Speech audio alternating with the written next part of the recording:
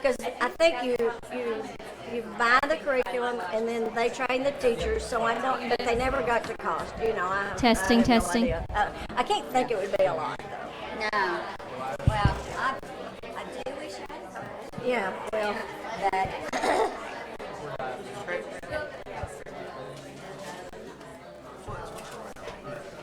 oh yeah. good morning. Good morning. Good morning. Good morning. Good morning. Happy New Year. Happy New Year. Happy New Year.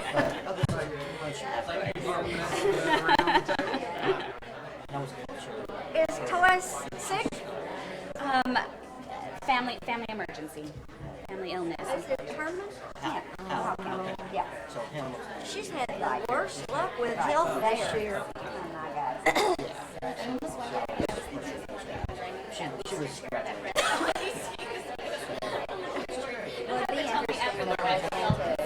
Well, I tell you, all I can tell you is when Lulu sits here during charter panel, you cannot see her. If you're right over there, but not the rest of it. But you're much taller than she. I don't know about much, but Yeah. I have those heels. But Yeah. I do see it's 10 o'clock, so I'm going to go ahead and. Good morning, everyone. I'm proud to call to order the first meeting of the State Board of Education for 2016. Warm wishes to all for the 2016 holiday. And then just some brief comments about why I'm in this chair today. I hope you all will join me in sending thoughts and prayers to our chairwoman, Toyce Noonan, and her family. Family emergency has developed over the last few days, and so we're sending her our warmest wishes and glad that we can be supportive by supporting her in this meeting today. But please know she would have wanted to be here with everybody. And then just to put a rest, I think some questions over the last 4.5 years that I've been on the board. I've had lots of inquiries about how to pronounce my name, and knowing that I have an unusual name and as the first Latina to sit in this seat, an unusual name on top of that. And so for anyone that has any inquiries today, it's Mireya Reith. So Mireya Reith. Thank you all. Now with that, I actually am going to start off this morning, thankfully on a better note, a more positive note, several announcements on the part of our commissioner. Commissioner, you're recognized. Thank you, Madam Chair. The first one, many of you may have heard this morning already, but wanted to pass along the news that the passing of Bill Kessinger, longtime superintendent in West Memphis, certainly a mentor to many school leaders around the state, and certainly an assistant, a big help to many commissioners through the years into this agency. So I would just ask y'all to join me in honoring his memory and paying respect to his family and the community of West Memphis, because this is a big loss to them. But on more brighter news, today I have two announcements, and the first one I would ask Miss Dorothy if you would come up, please. Members and to those in the audience, we honored Miss Dorothy back in the summer for her 50 years of service to the state and to this agency, but I would like you to know that tomorrow is her last day. Oh. She is embarking on her new journey of retirement, and according to Miss Dorothy, her priest already has a lot of work for her to do, so I'm not sure how retired she will be. And although tomorrow's her last day, I don't think she would mind me sharing with you that it is also opening day to Oaklawn.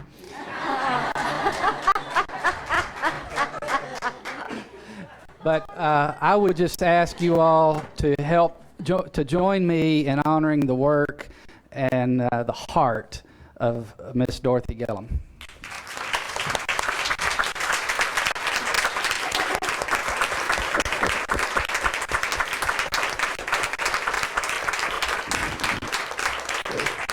The big mouth has to say something.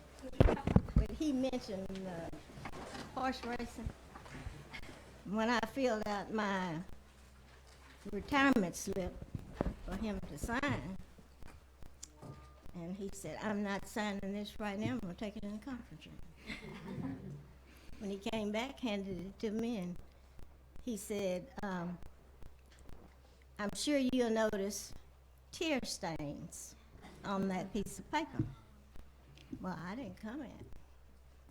Well, I waited a few minutes. I went in his office with that piece of paper in my hand, and I said, Commissioner, I don't see any beer stains on this.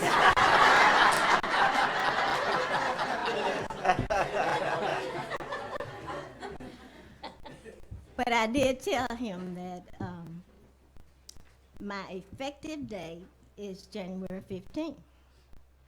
But I don't plan to be here January 15th. And he said, well, why not? And I said, I'll be at Oakland Park. But I want to say thanks to all of you for your support. It's been a long time, but I gotta go. Thank you.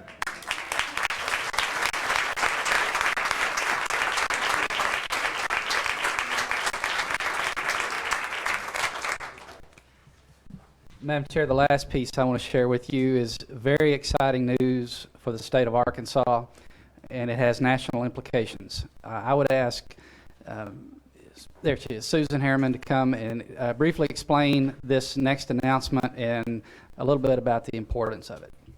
Commissioner, members of the board, it's a big day for our state. You may have read it in the blog, but I believe that Arkansas students have won the lottery with regard to access to high-speed internet for our state. Mike Hernandez has been named and appointed to the board of USAC. USAC is part of the FCC. It's the collection arm, but also the disbursement arm for over $8 billion for connectivity. And this involves connectivity for our schools, for Lifeline, for 911, for all the different programs. A couple of years ago, Arkansas received over $130 million in that 1 year for, I'm looking at Corey. Corey helped with all this too. It's very significant for our state as we try to provide access to the best learning content available for our kids, especially our rural kids. So you all know Mike. This is going to have a far-reaching impact for our students. Mike Hernandez, there could not be a better person, especially with his expertise in the classroom, but also with his background in finance. E-rate and technology in the classroom is a very complicated business, and he understands firsthand how that works. So I'm very proud of you, Mike. We're all proud of you. Please come forward. We expect great things from you.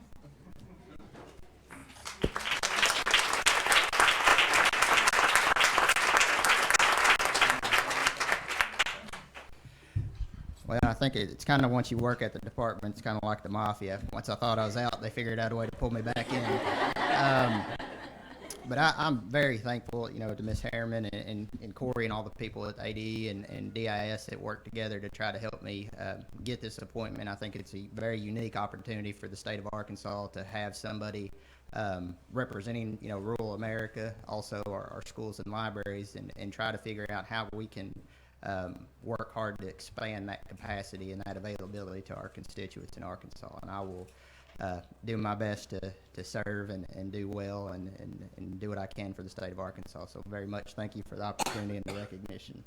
Thank you.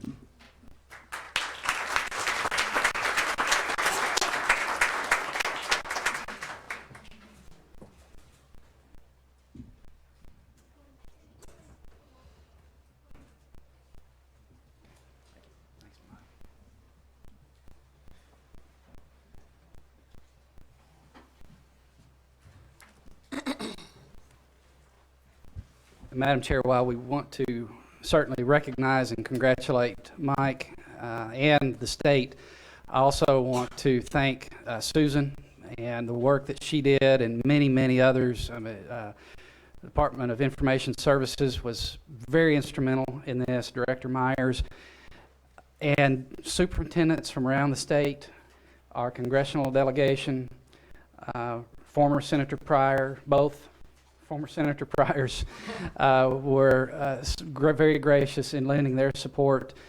Senator Bozeman, Senator Cotton, I mean, just the list and the packet of materials that we submitted, the recommendations, the letters of support.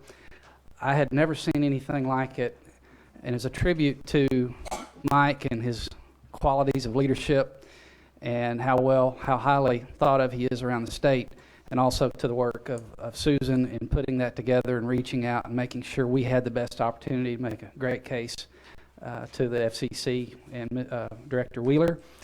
And expect great things, Mike, and please don't hesitate to call on us as we can help through this this new adventure that you're going to be on. I think he told me that he's already been getting calls from around the country with folks weighing in on certain issues. So about a year from now, he may hunt me down. But anyway, for right now, we're very happy.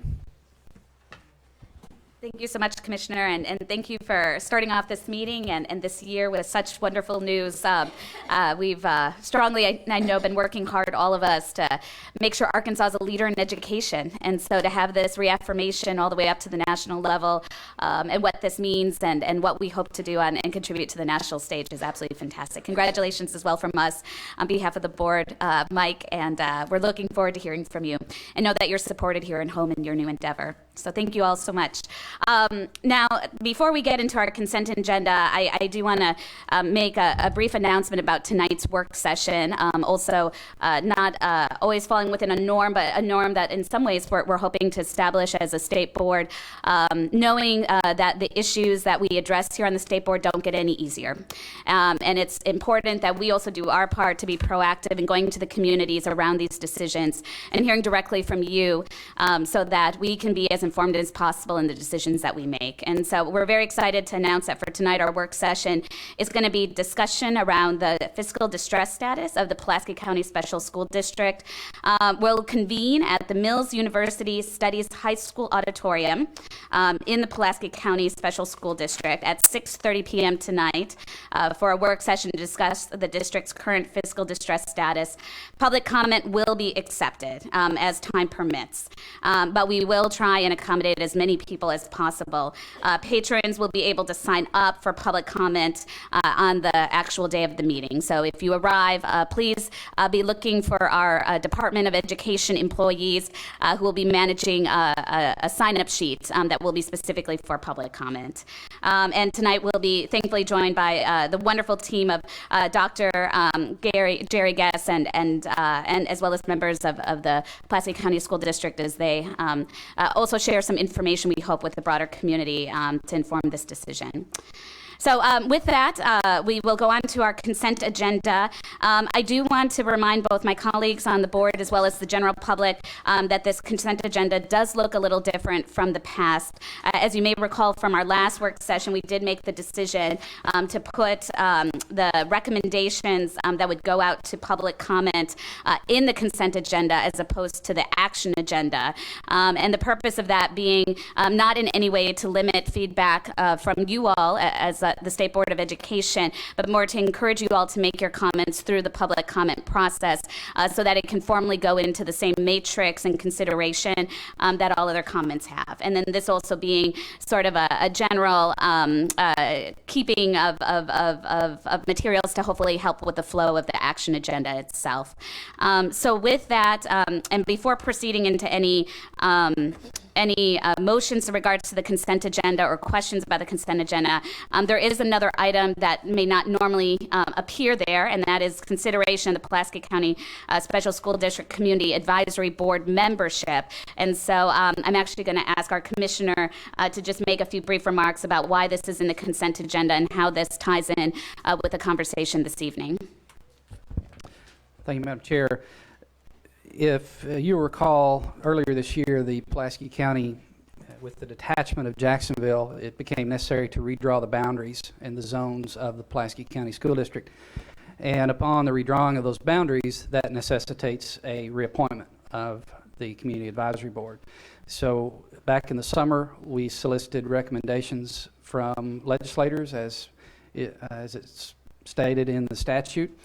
And we have today, after a number of considerations and review of the applications, we have a slate of members to present to you, and these will begin their service immediately upon the approval of this board.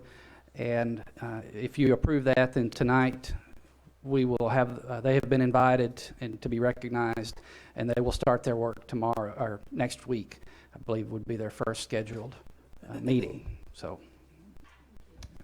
Thank you, Commissioner. With that, my colleagues, I will entertain a motion about our consent agenda. Yes.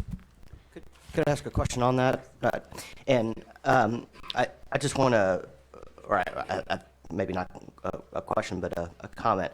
I think it's important to recognize that this does not prejudge anything about the future of the PCSSD in terms of its being under state control. Is that correct? That's correct. This would have had this happened at any point during the 5 years, this would have been required.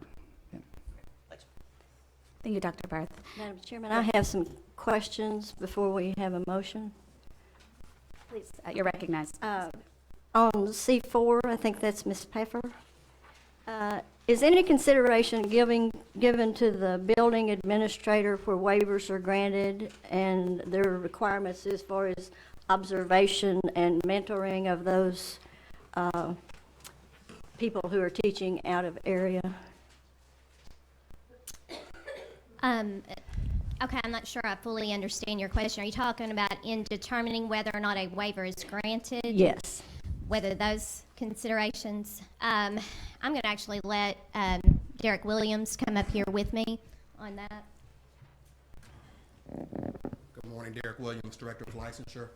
When an administrator is approved to work under a waiver, they are still mentored and they are able to evaluate teachers. Okay, what I was specifically asking is the administrator of the school where the teacher will be teaching taken into consideration? If I'm a principal and my district asks for a waiver for a math teacher, is any consideration given to who the administrator is and direction to him about the mentoring and observation and feedback process?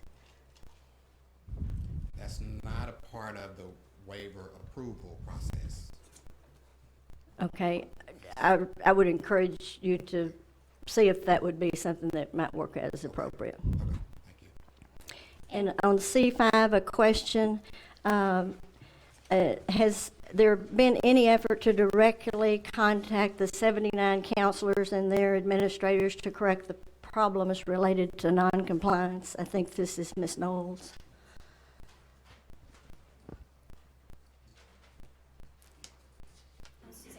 The coordinator for guidance and school counseling. We contacted all of them either through email or telephone calls to make sure that what they were submitting, there were actually 88 original people who said they weren't meeting the requirements. And we contacted all of them by email or phone calls, directly to the counselor, and then letters were sent to the superintendents to let them know with a copy of the report that their school counselor hadn't, and usually it's not just one, it's usually the whole group in the school, hadn't met the requirements of the legislation. Okay, thank you. And a question on C11. There's some significant changes that has been made to this rules governing the needs of the dyslexic, and I wonder if those deletions and changes came from the department or were these in the legislative session? Lori Freno with the Arkansas Department of Education. Good morning. Good morning. The vast majority of the changes made mirror the statute. I believe there was one place where we moved some language from one place to another, so you'll see a deletion, but you'll see the language show up elsewhere.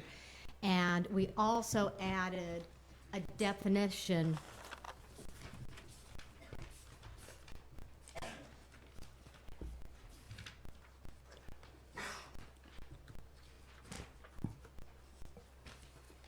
of program approved or defined by the department in section 3.08. And other than that, everything else pretty much mirrors the act. Okay, the reason do I need to pull this or ask her some questions? Well, given that this is going out for public comment, the recommendation would be that you would have the opportunity through the public comment process, as with the general public, to then engage the department in a conversation in this. So at this time, it's just purely to go out for public comment is all that's being asked. Unless you feel uncomfortable with it going out with public comment at that time, then yes, we would be able to pull. That's not a problem. I can make the public comment, but I will have to vote against approving the consent agenda because of this item. Any final questions or clarifications from the board? Otherwise, I'll entertain a motion on the consent agenda. Move approval of the consent agenda. Okay, motion made by Dr. Bars, seconded by Ms. Savers. All in favor, say aye. Aye. Any opposed? Aye. The motion passes. Moving on to the action agenda. A1, consideration of the Little Rock School District report on progress. All of my colleagues should have received via email a PowerPoint presentation that I believe is going to be shared with us this morning. Mr. Curris, you are recognized. Good morning. Thank you very much. Before he starts, could I commend Ms. Lee Wu and Ms. Reinhardt for the PLSB reports this time? They were easy to follow, succinct, helpful, and we found no objection. Thank you, Ms. Stokes, and very appropriate. Seconded. Thank you. Mr. Curtis, you're recognized. Thank you very much. The protocol this morning, if it pleases the board, would be for me to first introduce Mr. Greg Adams and Dr. Dion Jackson, who will give the report of the CAC. I won't come back. At that point, Dr. Dan Whitehorn is going to get up and very briefly and very rapidly run you through a 5-minute presentation on middle schools. You've heard from our elementary and high school associate, and I thought it would be helpful for you to get acquainted with your middle school associate, and he's going to make a few points with respect to that. Then I'm going to stand back up and bring it home, so to speak, in musical terms with some data. I'm going to show you some things. I've got copies of everything I'm going to show you, so I don't intend to really do a tight, close order drill through a lot of numbers, and then make a few remarks and answer questions if that pleases the group. Thank you.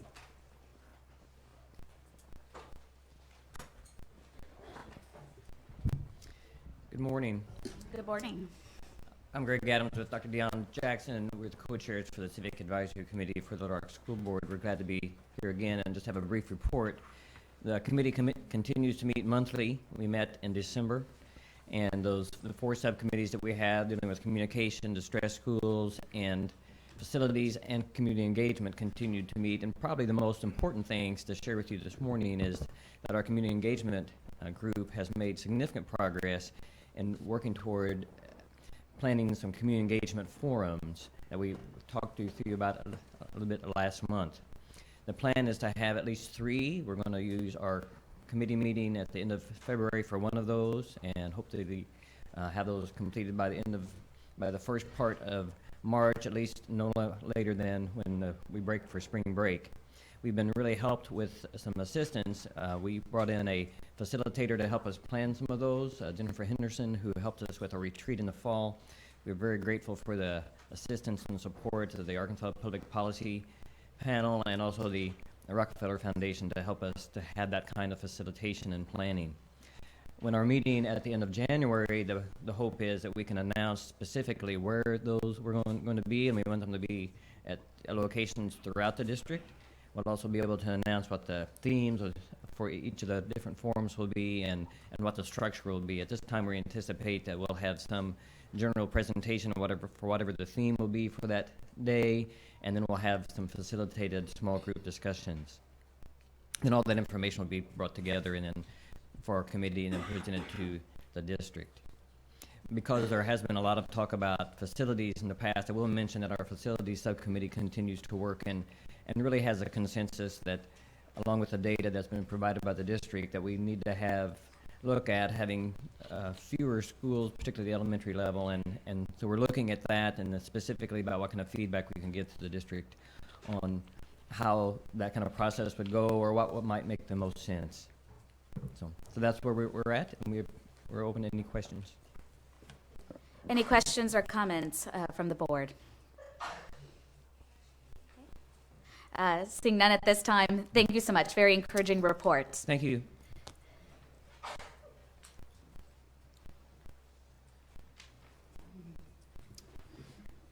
Good morning, members of the board, Mr. Key. I got Mr. Curtis's message. I'm going to be brief and rapid. I practiced with my dogs last night, so tried to cut it down. So I'm not going to read through everything, but you do have a PowerPoint before you should have, and I'm just going to hit the highlights if I could. You know, the main thing I do is I work directly with principals. That's the main thing I do. And I spend a lot of my time doing that, the principals of the middle schools. Mr. Curtis has got us all set in goals. So I've got my goals, and they have got their goals. That is one thing. But the thing that's really important for the principal is to establish a positive culture at the school. And so we put a lot of time and effort in that.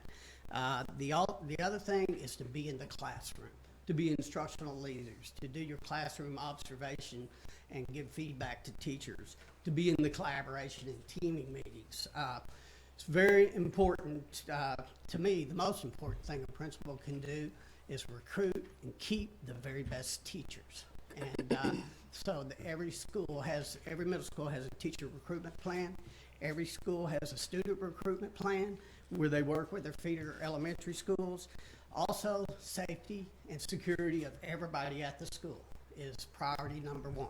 And so we have a monitored visibility plan at every middle school where it specifically tells where administrators are and key people as well as teachers before school, between classes, at lunch, after school, extracurricular events, the visitor policy, everything. We think that's very important. Also, we think it's important to encourage parental community involvement, to have contact with your parents. And, you know, parents can be involved, but not necessarily at the school. They don't have to necessarily be at the school. So we want to keep them informed on what's going on at the school so they can participate in their child's education. And the fidelity of curriculum implementation. You're in trouble if you're not teaching the curriculum. This has been my experience. So it's very important that the curriculum is monitored and taught. One of the things I want to say about positive culture, because it is so important, we have a structure already in place in the district, the Continuous Improvement Committee. It's a group of teachers, representative group of teachers who meet with the principal every month. And so we want to utilize that as much as we can to make sure that teachers have input in what's going on in the school, that their ideas are listened to, and that the principal can bring his concerns. It's a great vehicle that we've had for a number of years in the district, and we want to utilize that to the fullest. There is some central office support too available for our middle schools, and just to highlight, I want to mention, of course, we're required to have a school improvement specialist, which we do for all of our academically distressed schools full-time, and our focus schools, we split one. Every middle school has a math facilitator and a literacy facilitator. Disciplinary literacy is a big push in the district. We want to make sure that kids can reading is a problem with kids coming in our middle schools, and we want to make sure that students can read in the content areas, so we're really pushing it in social studies and science, that students learn vocabulary particular to that discipline, etc. We also have support for our English language learners from our ESL departments. That's important. I got to not get carried away with collaboration and teaming because of my time limit here, because I really believe in both of those, and I really think it makes a difference in what happens at a school. Collaboration, we're very fortunate that teachers can collaborate within the normal school days at our middle schools, and really the thing that I found about collaboration I like so much, in a way it guarantees a minimal quality of instruction, because you have teachers working together. It's the same grade, the same subject, and they interpret the curriculum maps together, which is a big plus. But more importantly, they come up with similar lesson plans, similar objectives, activities, assessments. It guarantees a minimal quality consistency of instruction regardless of the teachers. So in other words, 2 or 3 heads are better than one. So the thing I want to say about teaming that's one of the things that makes our middle school so attractive. And I'm very grateful that we have it, because that's where teachers, and it makes it more personal. Parents love it because you breaking down the school like each grade level to 2 teams. It's a group of teachers in various subjects assigned to a common group of students. So the parents can come up there and they can talk to all their teachers at once. And they're located in certain physical parts of the building. All their classes are together. And it just makes it so much more personable, enjoyable. And there's many things that you can do in teaming that are listed there. Just want to talk about the leadership team. I work very hard on the leadership teams to support them. I'm at every leadership team meeting at every middle school because it is so important. And that's a big part of your culture too, is having an effective leadership team. So we want to make sure it's inclusive, that it has teachers on it, that there's circular communication.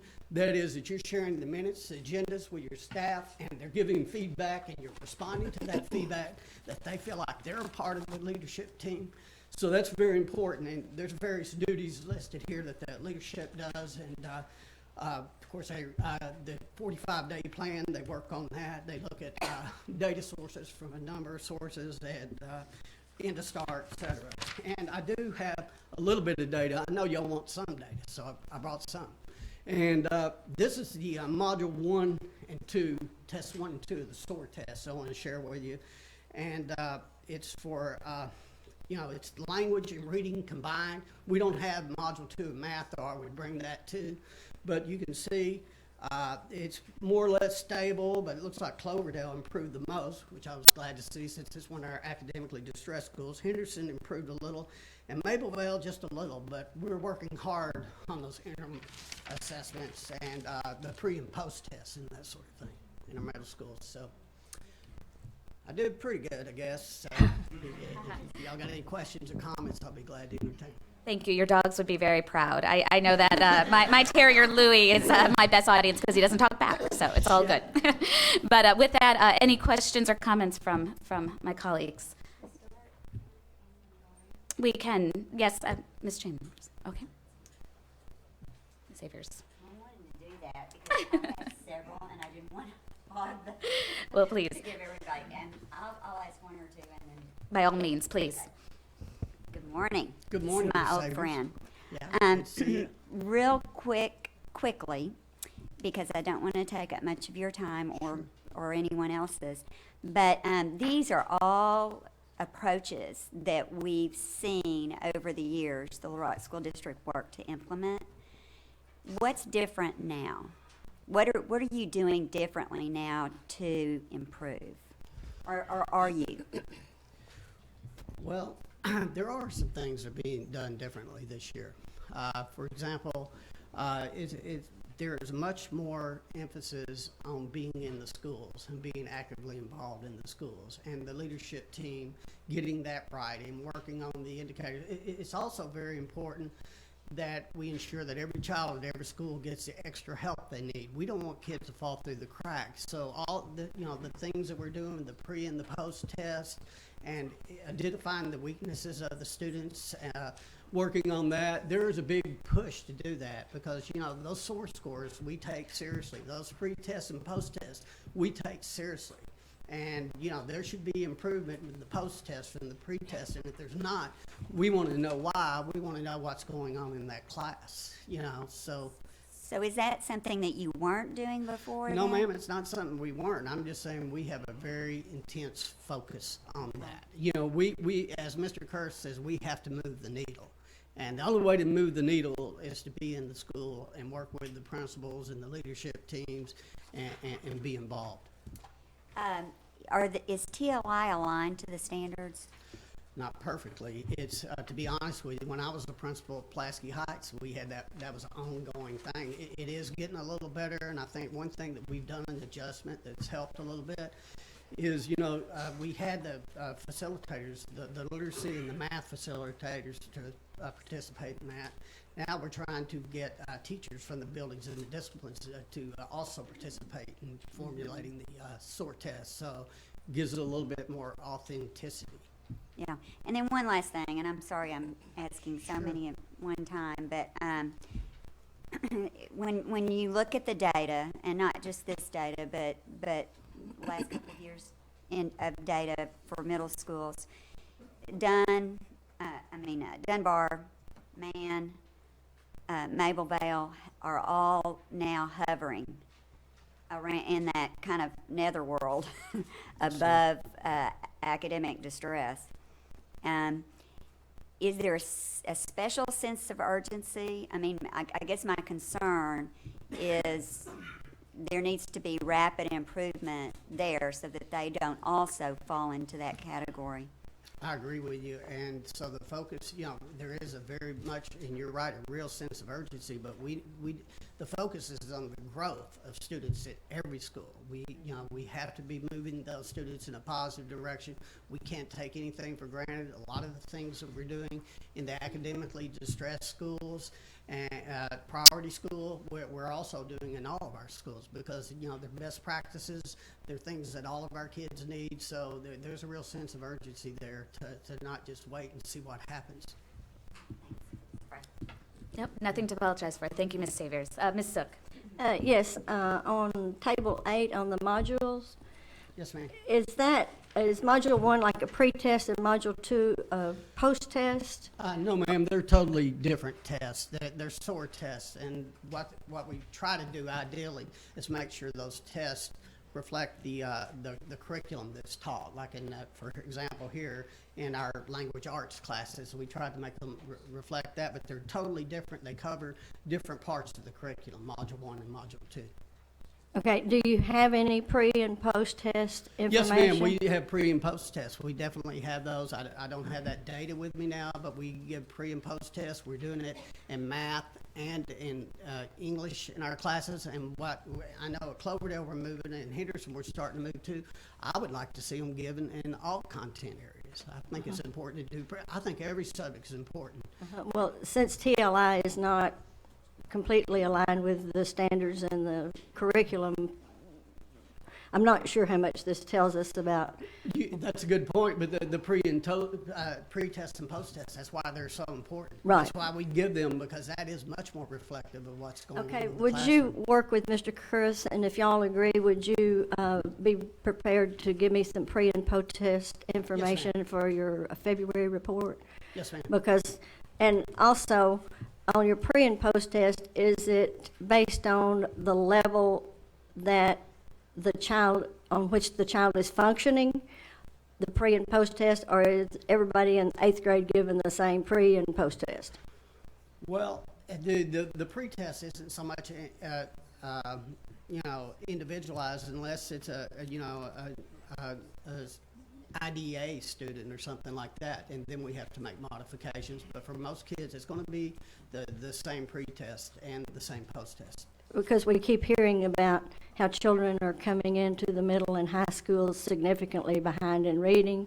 Yes, ma'am. So I'd like some sort of indication if they come in 7th grade and they're functioning on the 3rd grade level, if we test them to see if they're making a year and a half's worth of gain, 2 years worth of gain, no gain, so we could see if what's being done is working to eventually get those students to where we want them to be and where we know they need to be in order to function. Yes, ma'am. Okay, thank you. Thank you. Thank you, Ms. Hook. Dr. Barth? Ms. Dean? Wonderful. Ms. Saviors, any additional questions? Well, I just have one more, and this has just really always bothered me, so I get to ask you this question. Okay. We were talking about recruiting teachers. Generally, in a school year, when are teachers hired? Well, with Mr. Carson's help, I think we're moving that earlier, but it's been too late a lot of times. Times we don't hire teachers until late spring or something, and a lot of times they may be gone and that sort of thing. So, but we're trying to change that where we can get those teachers quicker. Well, I had such an interesting conversation with a principal recently, and he talked about how hard it is to interview someone for a job when the children are out of the building. Right. And that you can't even do a practice teaching observation type thing, and you can't observe them in their classroom. So it's literally just an interview and a piece of paper. So, and maybe a recommendation. I really hope that you all can figure out a way to do that differently, because I think that would be so hard for anyone. Yes, ma'am, I agree. When I was a principal, I had the same problem. A lot of the teachers, it was almost too late to get someone. The later you wait, of course, the less, especially in critical subject areas, it's really hard to find someone. Ms. Sabers, that's been a topic that Mr. Curris and I have discussed several times over the last few months. So I know that he's aware of the need and actually, stressed the same thing you've stressed on.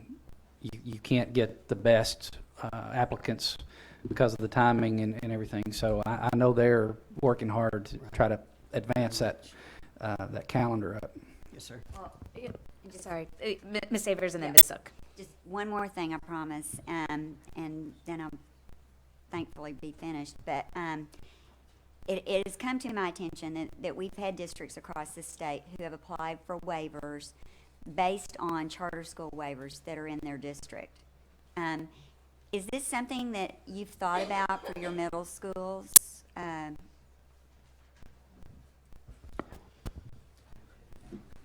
Curtis, I think he wants to take that one. I won't hurt my feelings either. Can I handle that one? Sure. That's really not what he's focused on. He's focused, as he described, on the processes, procedures, and consistent application of the systematic approaches that we're employing everywhere. We haven't considered asking for any waivers. Doesn't mean we won't in the future, but for now we have not. Ms. Zook. Yes, and this will be for Mr. Curtis too, so just. Don't run away. Thank you. I don't know, are y'all done with Dr. Whitehorn? I think he did an excellent job. Yes, he did. Very good. Thank you. Thank you, Dr. And can I sort of work backwards right now to tell you that to your point about the timing of hiring, it's been almost what, Kathy Kohler, who's here, raise your hand, almost 12 hours ago or less than, we talked about that in my office. We talk almost every day, frequently, collaboratively, and we've got a great working relationship with our teachers. And then also in the room today are Mr. Robinson and Ms. Kovac, who both are in HR, and we're working aggressively to try to move up those hire dates, because what's happened, as you correctly point out, is by the time we get heavily into our applicant pool, the applicant pool's been thinned out, and we're gonna get the best and the brightest. And we're talking about incentives to move up people who know they're probably going to retire, but they hate to tell us because they want to keep their options open. And we're working on incentives and other things. The Commissioner's right. We're talking about that every day and working hard to do that. Actually, Ms. Zook hasn't actually posed her question as of yet. So. Okay. Do you have some more presentation? It is for you. In your district, do central office go through all of the applicants and then send like the 3 or 4 to the particular school where the best fit for the students and the principal is, or do the principals all compete for the same? Is there any screening done as far as somebody interviews everybody that applies and then say, well, based on our needs over at Henderson or Cloverdale or wherever, these 4 can go out there, and then the principal has some assurance that those people all would likely be a good fit, and then they can pick from 4 or 5 instead of having to interview 20 people for a spot? Right. I could ask Ms. Renee Kovac to maybe briefly describe the process we typically go through. And I will also say, though, the typical process is very helpful. But the frustration to me, as from where I sit, is that the typical process frequently runs out, and we find ourselves scrambling way late in the interview season. But she's far better able to answer that question than I would be. So this is Ms. Renee Kovac, who handles certified personnel for Little Rock School District. Hello, Board.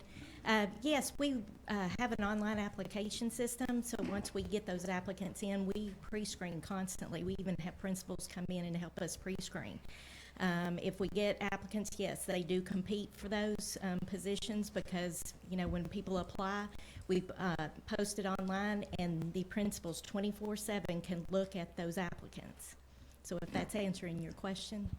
Yes, and to a further degree, one thing that has worked is as applications come in, there's someone constantly interviewing all of those people, not just their paper application, but their, you know, here's a body, you know, because I once saw a girl that looked great on paper and then she showed up 30 minutes late with breakfast in her hand for her interview. So, you know, there are things that you learn from actually interviewing, and that way when the time comes and you have a resignation or a retirement, then you already have interviewed people, and then that speeds up, I find, that speeds up the process. Yes, So, you are correct. thank you. Thank you. Any final questions? Yes, Mr. Curris, do you have any final elements of your report? Oh, we're just getting started. Oh, I'm sorry to say, and I'm going to ask Sadie Mitchell to run the squeezer if you don't mind. And I'm going to abbreviate some of what I've said, and because I do have hard copies of everything that I'm going to show you that's data based, okay? And I'm going to probably generate some vigorous discussion when I talk about the data. Let me just say first, I appreciate Dr. Whitehorn and everybody on our team. Everybody with the Little Rock School District, please raise your hand just to see. Got a lot of great, capable people here that are really working hard. And Ms. Savers, your question is so insightful.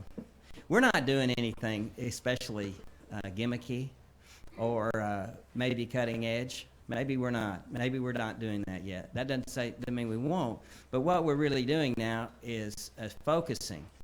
We're driving processes consistently across a broad range of environments in 48 different schools. We're pushing in the same direction as a team.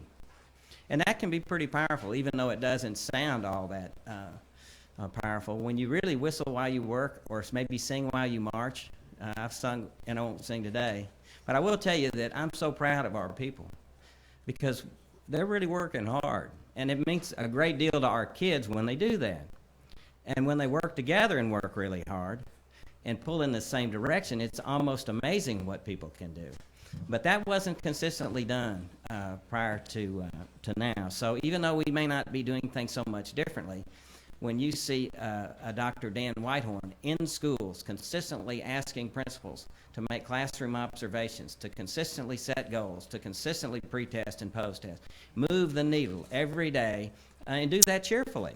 You know, we're not coming down on people. We're not beating on people.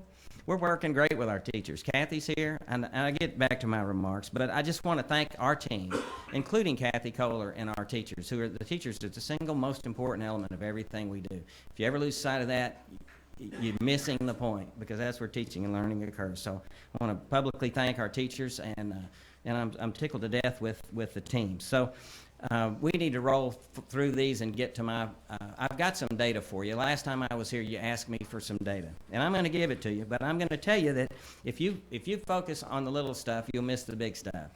If you look at an elephant and you stand back far enough to see the whole animal, you'll get a pretty good idea of what it is. Can you keep rolling until mine pop up, please, Sadie?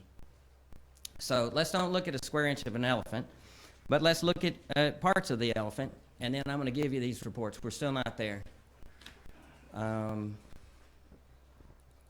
That's my Rotary speech, which was a wonderful speech that generated a great deal of... I'll tell you what I'm going to do. Let's just forget about that because time passes on. I'm going to give you 5 or 6 sheets of paper, and I'll leave them out front, and you can pour through those as you go. And what they'll include will be the ESA district report, which shows that we need improvement. It's got a lot of green on the screen. It's a report you'll be familiar with, and it'll show you a great deal about our school district. One thing you need to note is that our poverty rate is 74.9% on that report. I monitor that not because I think that's a key performance indicator. It tells you what our community's like. And we operate in a community, and I want to discuss that a little bit. But if you don't look at that, that's not a school district indicator. That's a community indicator. And you ought to look at every single school within our community, charter, private, and otherwise, and look at that indicator. And I know I will vary from my prepared remarks last night as I was reading applications of charter schools, and I'm not going to talk about the merits of those, but one of the most important key performance indicators of a charter school is how do they rank with respect to their poverty rate. I rank all of our schools as a key performance indicator based on their wealth index and their performance. And I look for the outliers. Forest Park has a very low poverty rate, and it is first in literacy and first in math. Is that a surprise? No, it's not a surprise. But I won't go through that now, but I know where the surprises are, and I also know where the competition is, okay? I'm very, very proud of how we're performing. You need to check that out. But you're going to get an ESA district report. So look at that poverty rate and look for the green on the screen. It's actually pretty good. Mr. Glasgow can work you through that. I'm also going to give you the SOAR data for Module 2. These modules are generally formed around 9-week periods. As you well know, we've broken our instruction down through collaboration of like-kind teachers. We've tried to align curriculum with the standards as best we can. We've then asked these like-kind teachers to prepare generally 3-week units of instruction. We pre- and post-test those units of instruction. We build a 9-week unit, and then we do a TLI test. We know the test isn't perfect, but we know if we consistently apply those same metrics, even if we're not perfect, we'll get key performance indicators because we're using the same process consistently across a broad range of environments, and we're applying those same principles equally. And that gives a manager the ability to manage. Because if everybody's doing something different and the results don't seem to make sense, a manager should look at that and say, gosh, no wonder it doesn't make sense. Everybody's doing something differently. So that's not the way we're managing. I'm going to give you the SOAR 2 model adjusted scores for grades 3, 4, and 5, and that gives you an indication of how our various schools are doing. I also have the Module 1 results for 3rd, 4th, and 5th grade. I'm going to give you those in hard copy. And then the most telling report from the standpoint of a board member, not an executive, but a board member, are these big old reports that have green and red on them. Green means good, red means hot. We go to where the fire is. Mr. Burton's in the room, and I won't tell you all that he's doing or all that Dr. Mitchell's doing. You've heard from Dr. Whitehorn. But they're going where the red marks are. Mr. Burton would tell you today, I think, aren't all 3 SISs meeting in a collaborative meeting today. Right now, as we speak, we have our SISs collaborating, sharing the examples of success, comparing the confrontation of failure, and working collaboratively to see if they can't make a difference. So now let me rip through a few other things. As I say, these results are critically important, especially for me as an executive and our team as the boots on the ground. They're also important for you to know that we're doing this. Maybe more important for you to know that we're making data-driven decisions than for you to do the deep dive that we do every day, 12 hours a day. My hope is that we become better at these processes and that we continue to make data-driven decisions because we think we'll make better decisions if they're data-driven. These results do help us spot areas where we must focus, and we are doing that. When I look at that, what I call, it's either I call it a golf report, because if you, on the wealth index report, where I compare the wealth index with the performance of the school, there's a certain level of par that exists. If you're first in the lowest poverty school and have the highest rankings in literacy and math, you've scored par. If you're 26th in terms of your poverty index and 12th in terms of your performance, you're, 14 strokes under. And I run to that location, as I've done, and said, what is the secret sauce? What's working here? Those are the kinds of data-driven decisions we make every day. And you can discern a lot of that from these reports that I'm going to give you. And we'll give you all you want. We can bury you with data, but that's not the point. It's for you to understand we're making data-driven decisions in real time that influence teaching and learning in the classroom immediately. We're not going to wait till June and sort of lean back and say, gosh, how did it go? We're not doing that. We're making data-driven decisions every day. I want to talk to you about our facilities. That's been in the news a lot.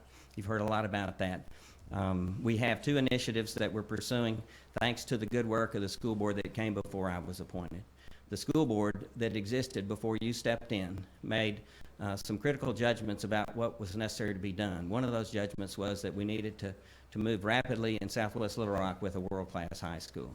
They also determined that we needed a middle school in West Little Rock. But not only did they talk about it, they made affirmative steps in that direction, and I've picked up the ball where they left it, and we're running with it, thanks to them, and they get a great deal of credit for having the courage to step forward to do that.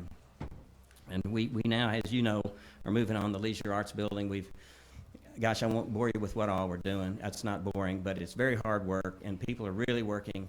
We have all sorts of planning teams. We've got budgets together. We've got staffing plans. We're rapidly pulling the plans together to make the adjustments in the office building that will allow us to operate temporarily in that building.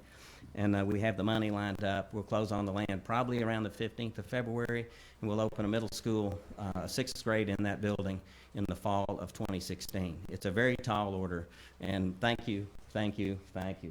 People are working very hard, and we appreciate it. It's going well. I read this morning when Jenny got back from the health club, she brought a local newspaper that said that I was working to build a white West Little Rock school. It's so hard to deal with facts.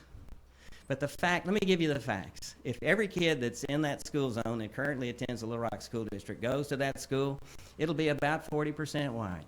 It'll be about 40% black, and it'll be about 20% other. And we're going to love on every kid that's out there. And I'm far beyond worrying about it too much.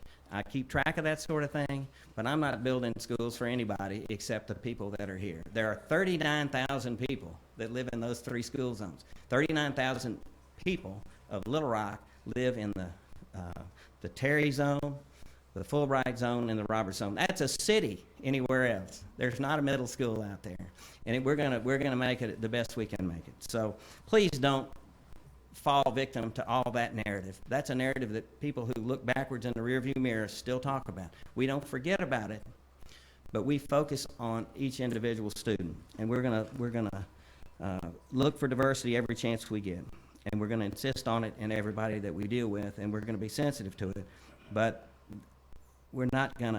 we just have to deal with the facts. So the projected enrollment looks good. I think we're moving forward there. We've got a committee that met yesterday that consists of people within the school district, a member of the CAC, Kathy Kohler. We're going to hire architects for the conversion of the main warehouse building and to initiate work in Southwest Little Rock. We've already gone through a RFQ. Now that committee will choose architects. I'm staying out of it. We've got great people on the committee. They're working hard. We'll get those architects hired. We'll get the work started. We've got the money to do it, and we're going to move out as quickly as we can on both projects. We won't be able to break ground on the Southwest Little Rock project on the same day that we start work out west, but we cannot ignore the fact that real estate and construction are arts of the real.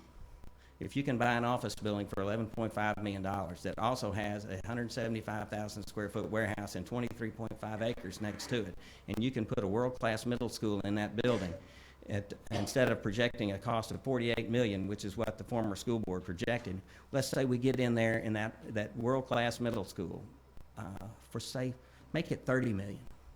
We've saved $18 million, and what else do we have? A 70,000 Class A office building. 70,000 square feet building is a bonus. So that's the art of the real. But we're not slowing down at all. And I told the committee yesterday, we're going to move as quickly as we can to build a world-class education center in Southwest Little Rock. I'm skipping, okay? I'm skipping. Let me tell you a couple of final things. And now I'm going down to point 15, and I'm skipping 7 points. We face tremendous challenges, okay? You're not going to get reports from us where kids who formerly were below basic are all of a sudden proficient and advanced. They're not going to happen in the upper grades especially. We confront in the upper grades the results of so many things that come to bear in the school that are almost impossible to change. But that doesn't mean we're not working hard to change them. But the thing that we're dealing with that you should think about is alienation. It's people who, and I was in school settings a week ago Monday where things were not good. Things were not good. We had events that occurred that were very traumatic for everybody who was in the building. And when you see that, and you dig into the reality of those situations, fighting odd behaviors that are unacceptable, disrespectful behaviors by students towards adults, you realize that what our challenge is not just to educate these kids, it's to teach them a number of things that we're really not geared up to teach them. We try. We model behaviors, but we have a tremendous challenge right now in the upper grades with kids who have circumstances that are far beyond our control. As a community, we have to confront that. If we continue to isolate those students in some schools, we'll find that the problems are very, very difficult to solve, almost intractable. But we're working very hard to solve them. We really, really are. We're compassionate when we deal with those disruptions, which you may have heard about, but we're dealing with them firmly. I'm proud of our team. We're trying to get the best out of everyone and impact those situations every day with positive behaviors on our part and real focus in our schools. We're moving in the right direction organizationally with respect to that. Academically, we're doing well. I think we have to be realistic with respect to the results we can expect. In the elementary grades, the changes will come more quickly, and I think we'll see a lot of major changes and positive things in the elementary grades. But this is a marathon, and we're running about as fast as we can. If we pick up the pace and try to run any faster, I'm not sure. I think we'll fall over. But we are working hard, and I'm so proud of our team. I'd be happy to answer any particular questions, and I'll give you all this information and make anything available to you that you want to see. We're an open book with respect to all our pre and post testing. Anything like that is available to you at your convenience. Oh, thank you, Mr. Curris, and thank you for all the effort and attention and time and energy you put into not just your reports and agenda here, but obviously that's emblematic of what you do for the district. So thank you. Thank you. Before you sit down, though, let me see if any of my colleagues on the board have any final questions, comments. Yes, Dr. Barth. Thank you. Thanks so much for everything. A couple questions. One is you referenced the attendance zone out with around the new school. What are your thoughts about kind of the future of attendance zones in the district? Have you begun to think about whether the zones that exist make sense, and what would be the process if there was some alteration in attendance zones? Great question. And yes, we're making a lot of data. We're doing a lot of analytics right now, and I spoke with the Civic Advisory Committee co-chairs last night, actually, about how we want to drive a process that makes sense of our attendance zones, and what we're doing right now to develop the analytics that will guide that process include an analysis of where our students actually live, where they actually attend school. The cost, well, there are 35 buses that present themselves at Carver every day. 35 school buses drive to a school that has approximately 350 kids in it. I was there 2 days ago. And then I tried to count, and I couldn't, the number of people who don't ride the bus. And I'm going to calculate, and I have made a calculation which I'm not prepared to share, but because I'm going to refine that calculation, the cost of each pupil that's transported to a school like Carver, which is a marvelous school. You need to go out there and see how cohesive that staff is and how much good work is coming from that school and how much impact we're having with the 21st Century Grant that's working well out there. I could go on and on about the school and the animals, and they're getting a new rabbit. Everything I could tell you about that school is marvelous. But the thing we have to confront as a community is, can we afford to spend thousands of dollars to transport kids to a particular place when we need to add educational programming that's expensive and interventions that are expensive. And so we need social workers in our schools. We've got great educators, okay? We do. And I was in circumstances recently when events were spinning out of control that I'm certainly incapable of dealing with. But there are trained people, professional people who can handle these situations, and we need to hire them. Need to hire them tomorrow to help our families and our students of greatest need. But so to get back to your point, we're doing the analytics now. Where are the students? What are the costs in small buildings? Not just the operational costs, which are substantial, but what are the savings, and what can you do better in a larger environment? And where do we have open seats? All that analysis is going on. In fact, I've done some staff changing, and I'm getting some help. I've designed some of the protocols, and I've got some help achieving the analytics. And then the community is going to have to make a decision, because we're either going to balance the budget of this school district on the backs of the employees, which isn't fair, or we're going to make prudent judgments about how we spend our money and figure out ways to provide services in certain circumstances that are more efficient, more effective, and more available. I could speak for hours because I've done a lot of this. I've looked at the provision of service for some of the simple things like physical education and art and music, but not only that, psychological examination, special ed needs, interventions like speech pathology, and that sort of thing are hard to provide in small settings. You end up with people who are highly paid and highly skilled spending a lot of their time in the automobile, moving their gear, whereas if you have a larger environment, say an environment like Wakefield, we've got a dental clinic there. We can't put a dental clinic in a school with 250 kids, but if we've got enough kids in a location, we can put a dental clinic in there. Mm-hmm. And then we'll have kids that are ready and able to learn, and we can put social help in there. We can put, actually in some of our schools we have medical help. So that's the analytics, but the process will be driven by the community, because we have hard choices, and I'm not going to try to jam this down anybody's throat. Great, thanks. And the issue of small facilities is my other area of thought today, I'm completely convinced that yes, some of these smaller schools that are archaic facilities have to no longer be used as schools. But I really am concerned about the fact that many of those small schools are already in struggling neighborhoods, and the importance of being sure that those facilities are used for a positive purpose in those neighborhoods. And I was looking at the statute a bit. There is obviously language about the transfer of facilities to nonprofits and other entities.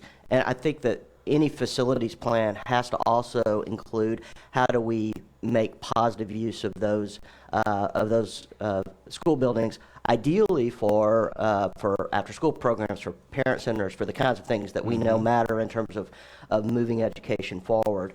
So I just hope that as the facilities planning related to those small schools occurs, that's a part of the plan, and that we think about whether there has to be any statutory change to be sure that becomes feasible. We're completely in agreement, and we need the help. We need the help. Just imagine if you have a small school, it's a perfectly nice building. Our buildings are clean. They're up to date. They're painted. They're safe and dry. The kitchens are clean and the bathrooms work. I've been in all of them, and I go check. But just imagine if you had a neighborhood center where people where kids could go and get homework help. And if they needed provision of special services, whether that's family counseling, or whether that's nutrition counseling, or whether that's just a hot meal, or whether it's a medical appointment, all those things that we can do for people that we want to do that are so effective and have such an impact in schools are the things that we want to do in those buildings, because we know, first rate, we know how difficult it is for a highly skilled, highly trained, educated teacher to work with a student who's not prepared to learn. It's the most difficult challenge. No matter what program you use and no matter what gimmick you bring forward, if you have a student who's not prepared to learn because of health reasons, maybe it's a family circumstance, it's 1,000 things that come to bear in a school building, we know that the secret to that is providing those people with the help that they need, because they're not, I know of no one who wishes to fail in school. Mm-hmm. I have yet to confront a single soul who told me, yes, Mr. Curris, I'm here to fail. And they may try to convince you of that through their actions and behaviors, but when you ever break through, they'll tell you, no, sir, I really do want to be successful. And that's what we're going to do in those buildings. And we're going to work with CALS. We're going to work with UMS. We're going to work with Children's Hospital. I met with a doctor yesterday morning, and we're going to provide the community with options. And we'll see if the community believes it and is willing to step forward. Thanks. Thank you, but you're exactly right. Thank you. Ms. Chambers. Don't go anywhere yet, Mr. Curris. I'll let you know when it's time. I did. I'm sorry. No. My bad. I'm not in a rush. I just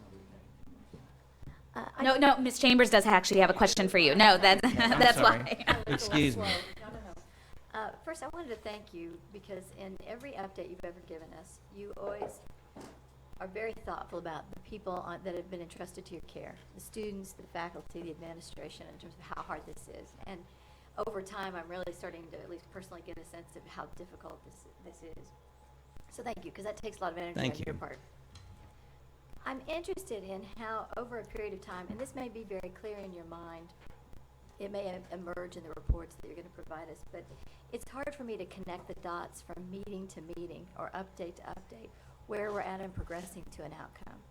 And I know you're probably even developing that and thinking about it, but I'm trying to think, what's a good narrative? So as you and your staff come in front of us, we have an opportunity to know, where did we expect to be? And where are we in exceeding it, or we're not there, but here's why, so that it becomes more and more specific how we can help and support you to make progress, so we don't find ourselves over a long period of time having worked very hard and not be where you want to be. Mm-hmm.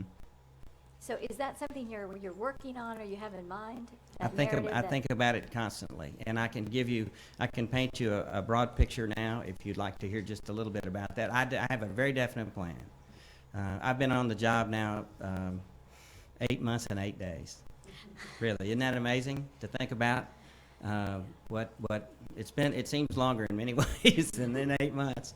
But the first step is organizational transformation within ourselves. We have to circle the wagons. We have to learn to care about one another and work cooperatively. And I think we're doing a pretty good job of that within our organization. And we have to build that. It's concentric circles. We have to broaden those circles every day so that every single person who works for LRSD has a sense of mission and purpose.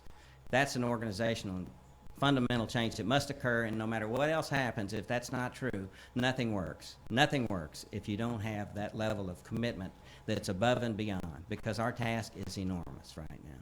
And I think we're making good progress there. The next thing we need to do is broaden our support in the community.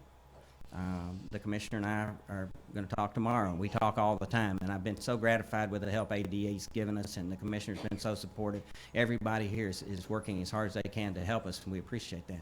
But the next thing we have to do is broaden our base a little bit, community-wise. And I love this 5 to 7 member community board thing. I want to get there as quick as we can. You know, we've got to wait a little while before we start that. But then we want a community-based board. Then I think we have to demonstrate at the early grades that we're moving the needle dramatically from we're in academic distress. My wife said, don't forget you're in an academic distress, Baker. Talk about that. She said to me that this morning as she was making a smoothie. And so I don't forget that, okay? We're in academic distress. We got to move the needle. We got no excuses. We got to keep these kids moving academically. And we're doing that, I think. It's hard to tell week to week, but over the arc of time, we'll see whether we're making the difference that we need to make. And then we have to sustain ourselves financially. That's a big if.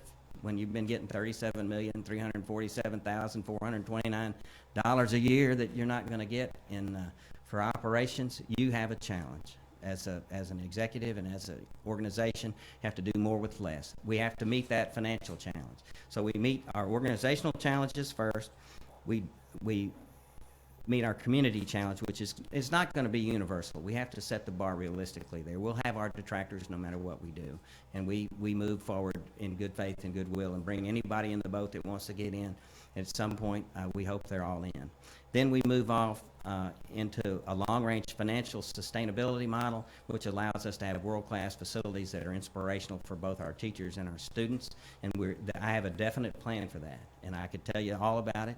I won't do it. But there is a plan, and it's sort of like dominoes and things that flip and flop. You know, you build a world-class Southwest Little Rock Middle School that is unbelievable, where people come from everywhere to see it. And then you go to some other schools that aren't very good, and you say, this is not what we're looking for. We're gonna decommission this school. And there's some of them that need to be decommissioned and handed over to others. There's some where we need the real estate and we can rebuild on the same site with buildings that don't have the character or the quality that's necessary in order to be a community center. We've got some perfect community centers. And then we begin to do that. And then at some point in the near future, we ask our community, will you support us with more money if we need it? You know, Jacksonville's going to ask their community for 48.3 mills We're at 46.4. That's 1.9 addition. Each mill we get generates $3.4 million. Each mill that we have will allow us to bond about $50 million in debt. So if we could get another 1.9 mills and be right where North Little Rock and right where Jacksonville are, we could bond 1.9 times 50 million, which is $94,500,000. That's a lot of money. I'm not saying we want to do that. I'm just saying that's, you know, things get fuzzy the further out you go, but that's the big plan. And we sort of leapfrog our way through the community, rebuilding, refurbishing, and recommissioning buildings so that we have world-class facilities, we have highly engaged, highly paid professionals, very lean team, no extra people. We consolidate administrative functions, we're in 6 or 7 administrative facilities right now. We need to be in no more than 2. I want student registration, personnel recruitment, and the executive team and all the academic team under one roof. I want the customer to walk in the front door and know that if it doesn't go well in student registration, they can come straight back to my office and the door is wide open. And we're doing well in student registration. Dr. Fields is here. You can wave, Dr. Fields. He's working really hard because we have a lot of challenges here. But I want the people to know you're not off in some satellite office where we don't think you're worthwhile. You're in the same building where the people are that can help you, and that's what we're here to do, is to serve. So that's kind of a thumbnail sketch of how it's going to unfold. And the commissioner and I are meeting tomorrow afternoon at 2 o'clock, Commissioner? And they've been great, and I'm getting a lot of help from the ADE. Thank you. Thank you.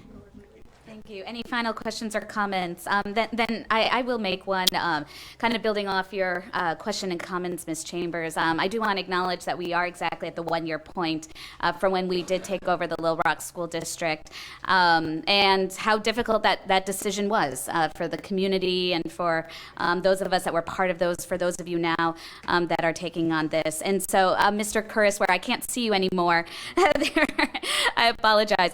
I do want to go a step further from Ms. Chambers' comments and say where it has been so invigorating to hear your very positive and optimistic vision for the district. I do think having some more tangible milestones that could be laid out, so instead of just vision items, but some targets, maybe target dates where I know it's hard to say, right? Everything is moving, but something more tangible for folks to feel and to understand where things are going. And that's where I'm so excited in this connecting with the report from the Citizen Advisory Group that I know you all are about to go into a very robust stage of community forums, of surveys, and I would take advantage of that opportunity since you are going to be convening the community in such a robust way to be able to lay out some of these milestones and have a conversation with them, ask them some of these tough questions around facilities and such, get their ideas, get their innovations, get their input. I think all the things are coming together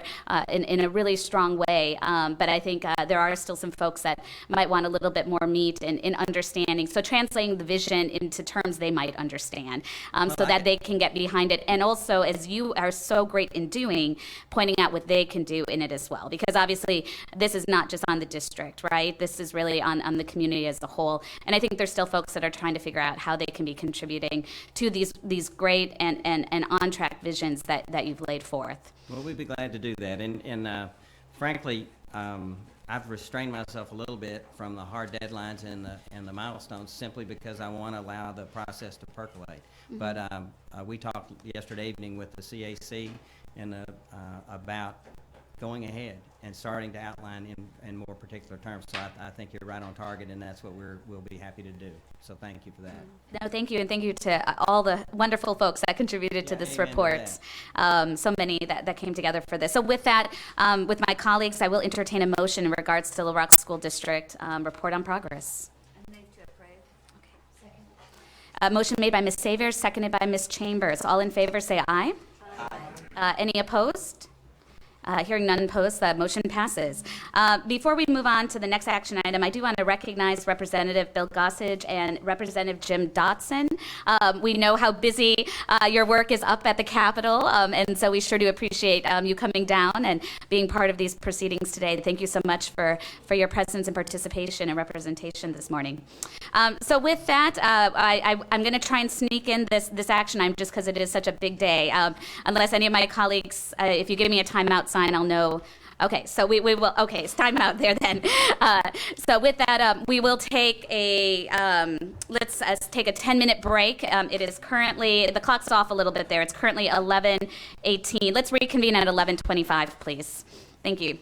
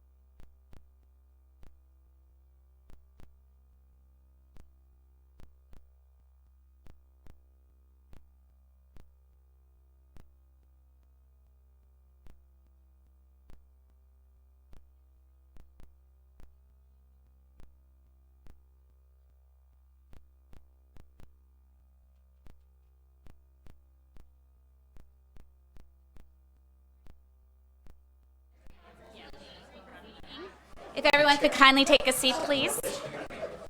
And if someone could kindly locate the commissioner.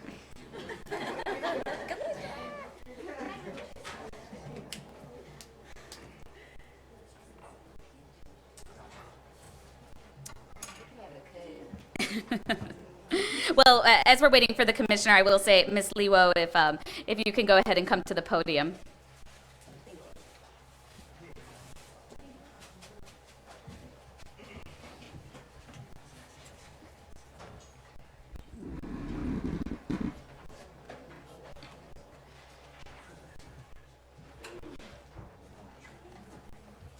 Wonderful.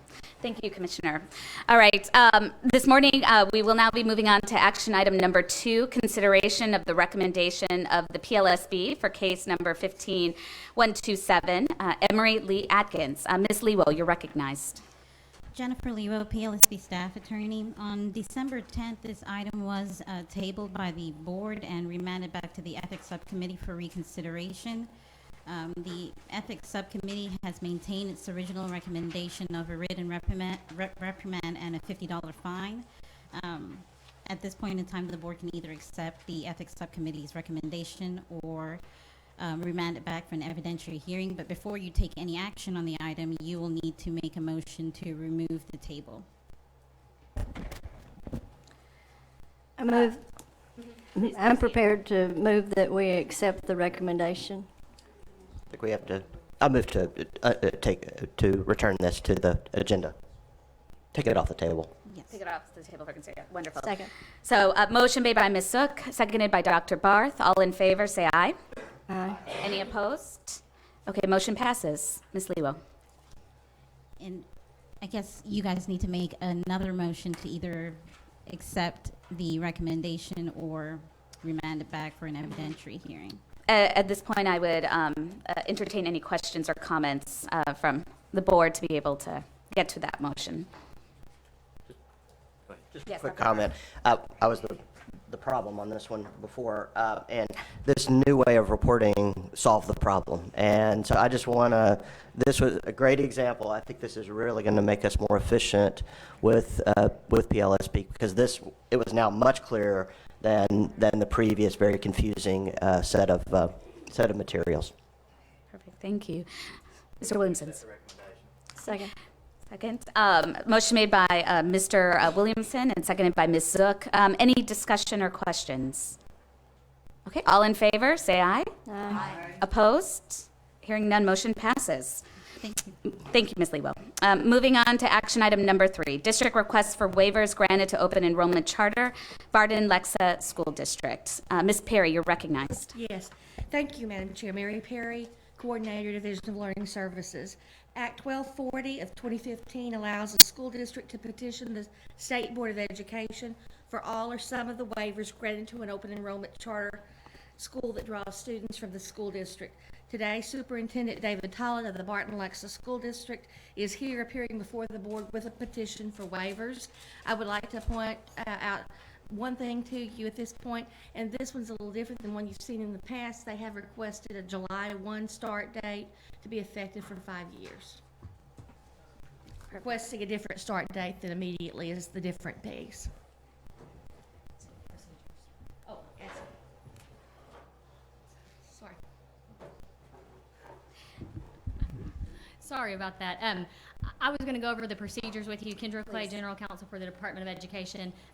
The board does not have formally adopted procedures like you do in other areas because we don't have rules on this particular statute, but you do have past practice, a set of procedures that you've used. So I will go over with those today so that you can use those for this matter. All persons with the exception of attorneys need to be sworn in. The district will have 20 minutes to present its case for approval of the waivers. The chair may grant additional time if necessary. Parties opposed to the waivers will also have 20 minutes, and the chair can again grant additional time if necessary. And then the district will follow any opposition with 5 minutes of rebuttal and closure. You'll follow the presentations with discussion of the waivers, and you shall grant in part or in whole or deny in part or in whole the proposed waivers and issue a final decision at the hearing. You can take the matter under advisement, but you need to be aware that you have to make a final decision on the matter within 90 days of receiving the petition. Do you have any questions about the procedures? Thank you, Ms. Clay. Any questions? Okay, hearing none. Thank you. So with that, any non-attorneys planning to give testimony, if you could please stand.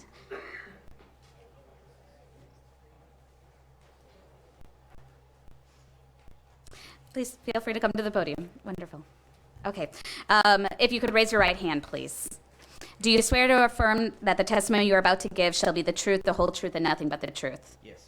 Wonderful. Thank you. So with that, Mr. Talon, the floor is yours. First of all, I'd just like to say, Mr. Commissioner, I appreciate the remarks on Bill Kessinger. He was serving as my mentor as a first-year superintendent, and I just want to share a short story about him. I was very excited that he was chosen as my mentor, and when I got to meet him and we started talking, I expressed my appreciation and just that I was going to actually get to learn from the legend himself. And he said, well, before you say that, he said, let me tell you about the superintendents I mentored before. This one got fired, this one quit education. And he said, so I just hope you survive the process. So I just thought that would be fitting today. I got the phone call this morning on the way that he had passed away. So, and I want to thank you, Madam Chair and State Board, for all the work you do. It's not easy being in the seats that you're in, but we do appreciate what you are doing. I want to share a little bit about the Barton Lexa journey. I started and took over as superintendent on July 1st of this year. In doing so, I inherited a staff, a very good staff, and a school board that was ready for change. And as we started having conversations, we started our first day of PD with our mission and vision. Prior to our first day of PD, we held meetings to discuss our vision statement and our mission statement of our school district, because that's where you start, is at the top of what you believe a graduate should look like. What kind of characteristics should they possess? And we started having parent input, we had student input into this vision, and on the first day of PD, our staff came together, talked about this, and we basically trashed our vision and mission, because our vision before was basically easily stated, preparing today's learners to be tomorrow's leaders. And so the first question I asked is, are we preparing every student to be a leader when they leave here? Because to me, that's unrealistic. And through the conversations, and we had our nice little vision statement, it had Go Bears acronym that no one could really explain or tell us, or explain kind of really what we were looking for. So we trashed that, and we created a new vision and a new mission together.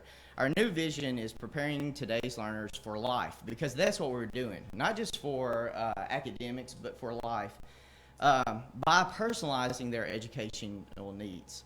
And so we started talking about students, and should students be all treated the same, or the educational needs of students the same? And we came to the determination that they're not. And so we created 6 principles that will guide our district. One is that students will be college and or career ready. This is a little bit different, because not all students will go to college, and I'll explain a little bit of our thought process there. Number 2, we'll create responsible citizens with moral character. Number 3, technological awareness. Number 4, life skills. Number 5, health and safety skills. And number 6, diversity. Just to let you know a little bit about the Barton Lexa district, it resides in Phillips County. It's the second most impoverished county in the state of Arkansas. We have very high poverty rates. The public schools around us are not in great shape. You have been down to some of the schools that that surround our district. And while all of that is going on around us, we have not had any physical problems, even though we have the 3rd lowest millage in the state of Arkansas, and 1 mill in our district is worth a whopping $35,000. So we have a very tight budget, but we use our money wisely. We've been fiscally responsible, but we have not been on academic distress. We're not a focus school. We're not a priority school. We have maintained. And if you look at our data, 6 out of every 10 students, and on average, 7 out of 10 students are proficient in both math and language arts in our district, in the second highest poverty county in the state of Arkansas. In our area, our students don't really have a whole lot of opportunity.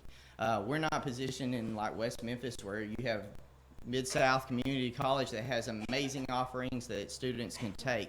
We're positioned in kind of an area where there's not a whole lot going on.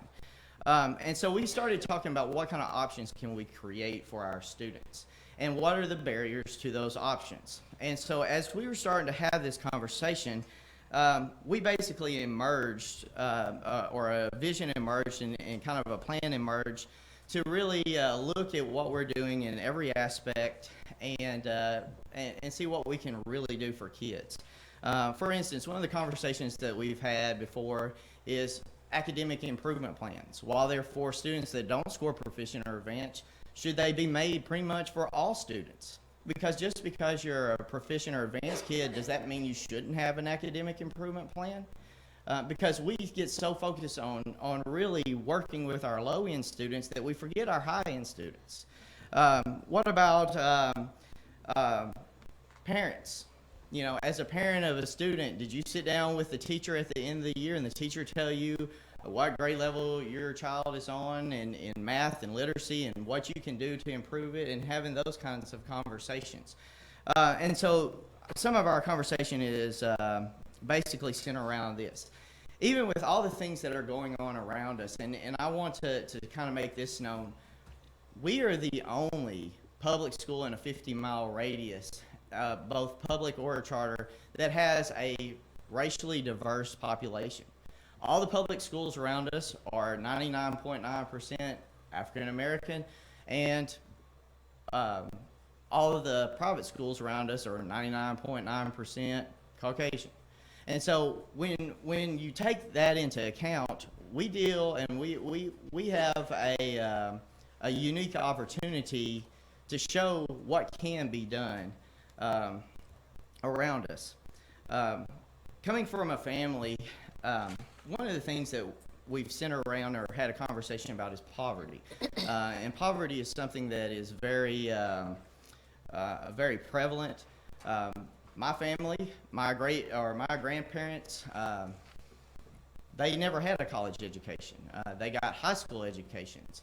My grandmother, I can remember her wearing her ring to the day she died, and you can even read the top of it, because she went through 8th grade at the local church school, Unity Church School, and then walked 2 miles to catch a bus to finish her high school career out. And her and my grandfather farmed for the rest of their life, but she was very proud of her high school ring. My other grandparents, same thing. They completed a high school education. My grandfather fought in World War II. Well, my dad actually went to the Air Force and then went to the University of Arkansas and got a degree in chemical engineering. My mother, she went and got a bachelor's from Henderson State Teachers College. And now, when they had me, the emphasis was on education, and the emphasis was basically, you're going to do better than we did. And so they encouraged me to get my master's and then my educational specialist. I say all that to make this point. In poverty, when you're combating poverty around you, sometimes it's not, I mean, you hear the success stories where a kid from poverty whose parents only have a GED, they actually get to be a doctor. But those are very few between. Sometimes you have to stair step out of poverty. And it may be that the parent has a GED, and then the next step is the child has a high school diploma, and moving up from there. Having said all that, we created a new high school model where we are going to personalize the educational needs of our students. Basically, they are going to have 4 education paths to choose. The first one is a 4-year college prep A path. Then basically what it's going to do is it's going to be the hardest classes that we have to throw at a child. These are going to be for students whose aspirations are to go to a 4-year college and then beyond. We have our second education path, which is a 4-year college prep B, which is more of for preparing for students to go to a 4-year college. And they can go past that, but really just 4 years. Third option is a college and career ready path that prepares them for our technical trades. And then the fourth is just a career ready path. We want to be able not only to provide the opportunity for that kid to go to college, but to really prepare them to actually get a high school diploma, develop soft skills, partner with our industry that's in the area, and go to the old apprenticeship models where they go and they actually do apprenticeships for those companies, and they are employable upon graduation. And so we have had, and I can go on and on and on about the conversations that we've had in such a short period of time, but in lieu of the short time I have to speak, I want to tell you that last year the ADE ranked us. We were a B elementary school, a B high school. Okay, we are consistent throughout our district in the education we provide, and we use the limited resources that we have. And our philosophy has been to put them into the early grades, early interventions, and really try to get our kids up to par by third grade. And in moving forward, and like I said, I can talk about this over and over again, but I want to address what we're here today for, the waivers, and I will just speak briefly about them real quick. One of the waivers that is not on your list that Ms. Perry and I appreciate the advice that ADE has given us, called me yesterday and said, well, there's one left off of your teacher licensure thing that we didn't catch and you didn't catch, and just ask for it verbally. And so we are also asking in the teacher licensure bundle to add the AD education licensure waiver. But the first one that we are asking for is the school start dates. And in your packet, we have basically asked for the autonomy to be able to start the school year as early as August the 1st through August the 19th. And there's a reason for this. In looking at our models and looking at how many days out of that 178 days, and really 178 days is not really a whole lot of days to teach before a test. Well, teachers don't actually get 178 days to teach. They get, and this year, and we started it as soon as possible, and we have not really had any of the breaks. We go the 2 days of Thanksgiving week, even though everybody else around us is out, and we try to pack in as many days prior to testing as possible. But even at that, we only get 82% of the time in. Teachers get the 82% of the time in before they have to test. That's it. And one of the reasons we're wanting to back up this data is to provide teachers with another at least 8% before they have to start testing. We want to balance the days in the semester. I don't know if you've looked at many school calendars, but one of the things that bothers me as a superintendent is, you know, we have the minimum number of days in the first semester, and we have 2 more weeks, additional weeks in the second semester, because we can't fit them in before that natural break. And so when you're running into truancy issue, absentees issues, you know, you're holding a kid basically accountable for missing the same number of days in the first semester as the second, even though the second semester is longer. This is troubling to me, and it would be nice to fit those days and even and balance out those semesters. The third one is kind of something that really doesn't or gets overlooked. I don't know if you've had kids that have played football before, but usually they start prior to school in 2 days, and they're really working out. This would provide for practices to start when school starts, where kids are not having to come up here on their own time in the summer, but are also getting an education while they're starting these kinds of practices. And the main thing is to align our schedules with when colleges start and when they finish. That is on the school start dates. The second one is the daily planning period. Right now, we are on a 7-period day. Most schools around us are. We can go to an 8-period day. But one of the things that we found is that on a 7-period day, our teachers actually teach 6 periods. This really limits the options even more for our students. And if we were allowed to move the instructional planning period at the end of school, which allows for common planning time with our teachers, if they so choose to have that, it will also create 25 additional sections at no additional staff needs for our students. Most of those will be elective offerings for our students. The teacher licensure part, it is for non-core areas. But there are areas that we really don't have to have a licensed teacher per se in. I mean, that we really don't need it. And one of them is keyboarding.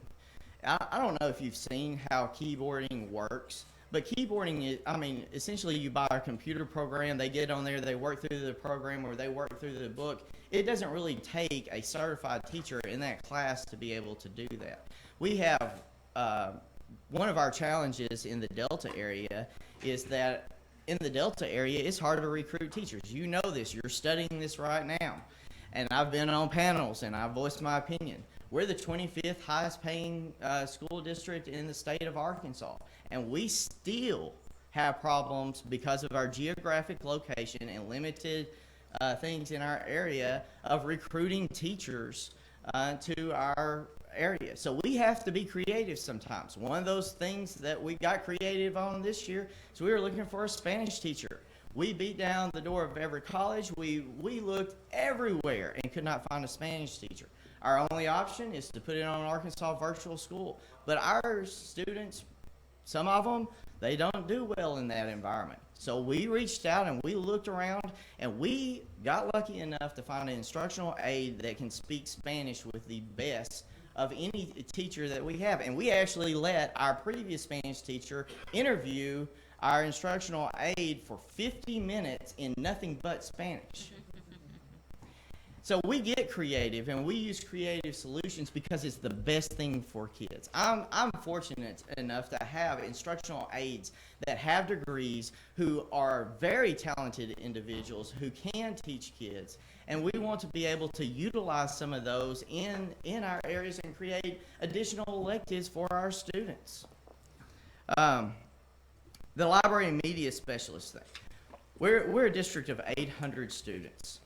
We have 2 libraries, one in elementary, one in high school, very traditional. We have a fully licensed librarian in both. It is not a problem. But there are 4,000 new books published every day. If you go to Barton High School Library, you're going to be hard-pressed to find 4,000 books in our high school library. And we cannot keep up with that demand. So in order to combat that, we are looking at technology. It is going to be a reality for us next year to be a one-to-one school where every kid that is in our district is going to have a tablet, which opens us up to providing e-books to every student around. So if we don't have it in the library, we can download it and that child can read it. Our technology needs are greater than our library needs. If you look around, you're not going to find the card catalog anymore like I dug through when I was in high school. You know, the world is changing, and we need more of the media part of it and the technology part of it. And while we will still maintain a fully licensed media specialist within the district, if one of our fully licensed librarians left, we would like to replace them with a technology specialist person, somebody who can service iPads, somebody who can download books to kids' iPads, to be able to meet the technology needs as well as the reading needs and the library specialist needs of our students and our staff. And so, in a nutshell, that's kind of my presentation, and I will be willing to entertain any questions at this point in time.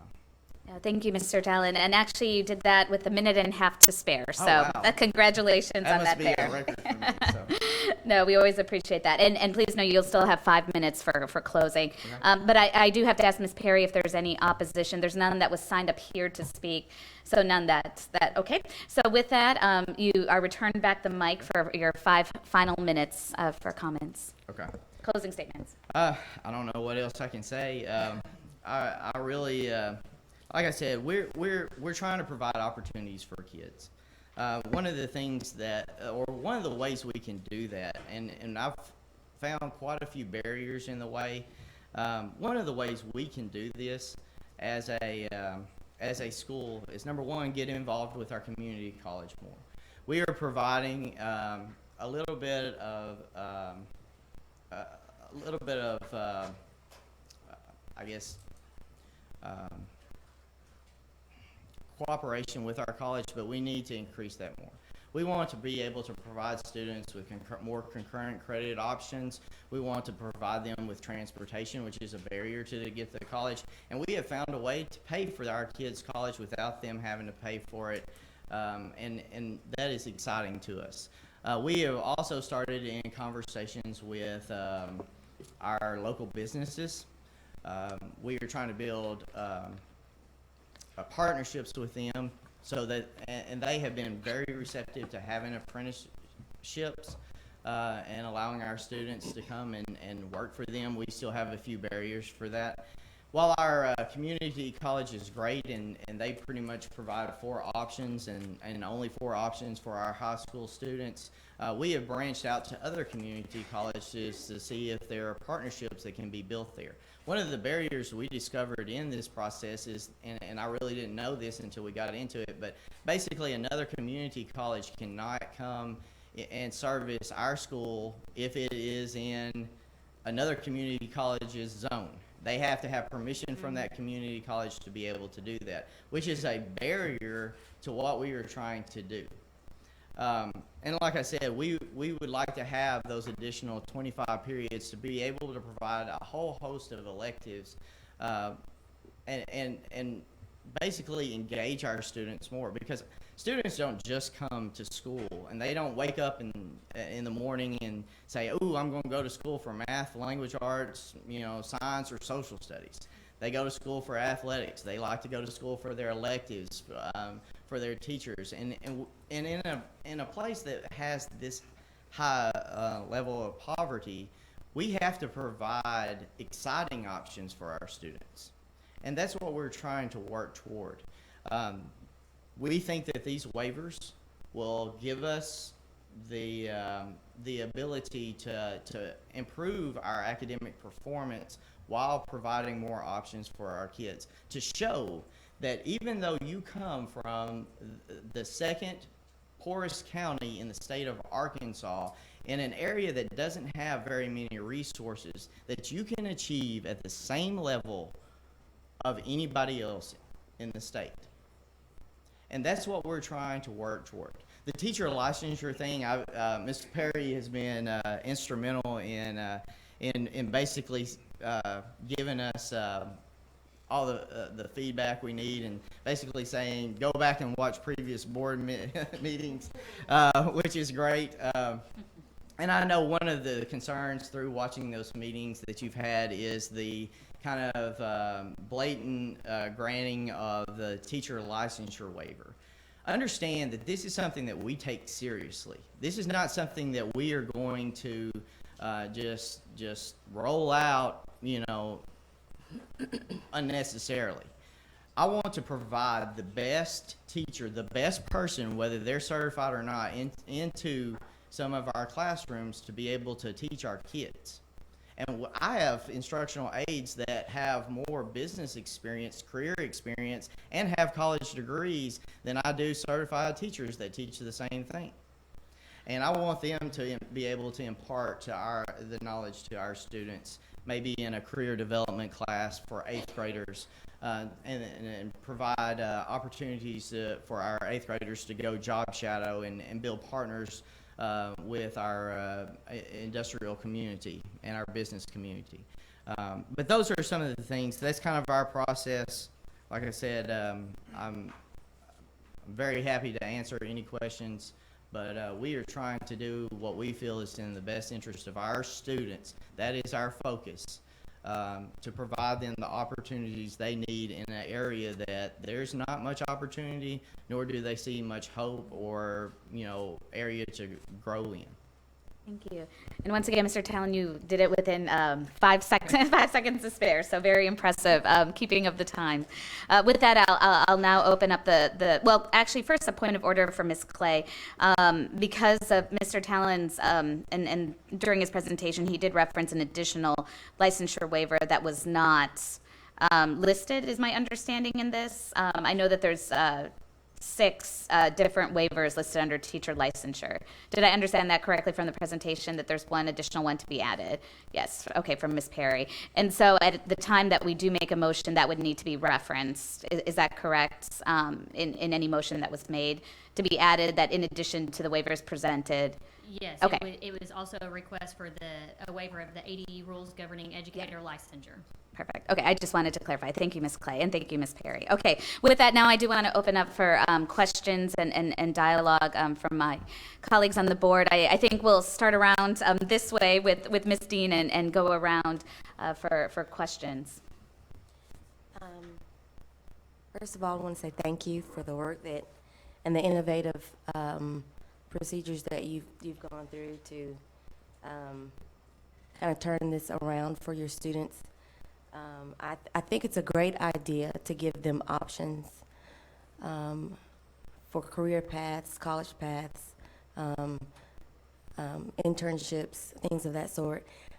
It was one thing that kind of bothered me a little bit. I want to make sure that these students are not, for lack of a better term, capped by what their parents and their grandparents done, because what they've done, because it doesn't matter what that parent or grandparent has done. That student is an individual, and they can achieve whatever they choose, whatever goal they choose to go after. So I just want to make sure that that's something that's reiterated and encouraged to shoot for the stars, and not to be held back by what family members have done in the past. But like I said before, I think it's great to have that option, because not everyone is going to go to college, and there's so many other options available that I think this is good. So thank you. And I would just like to say, we don't actually ask the parents, what level did you graduate? That's not something that we really take into account. Our main focus is on that student and helping that student realize their potential and to really pursue their goals as they develop them through the high school process. And I will say this, in looking forward, and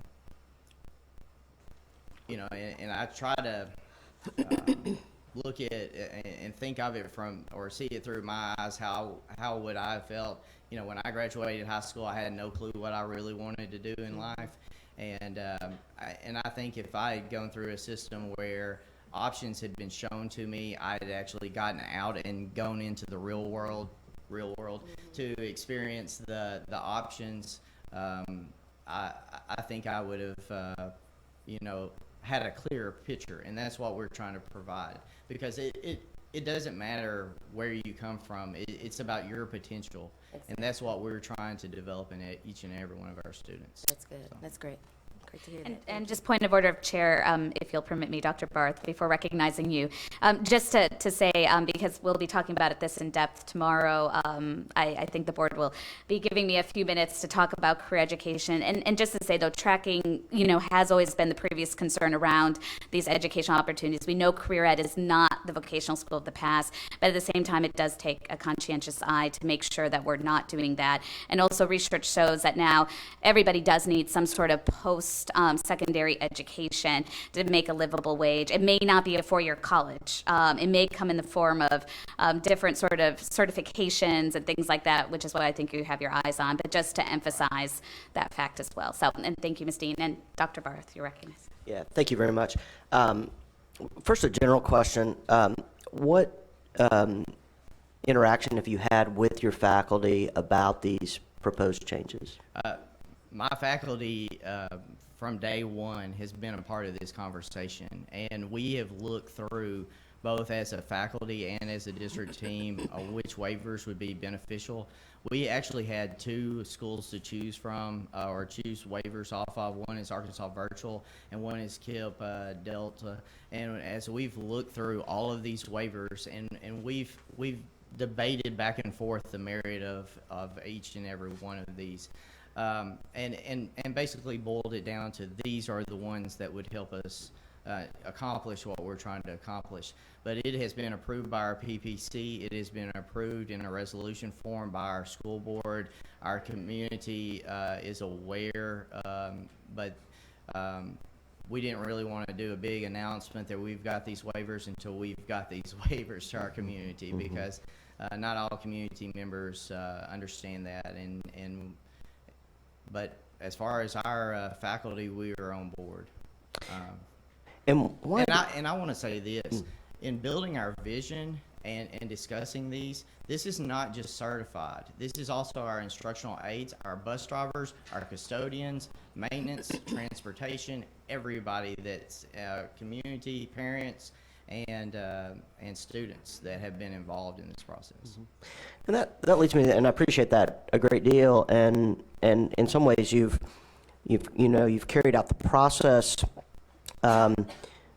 processes that might be in a conversion charter or even in a school of innovation.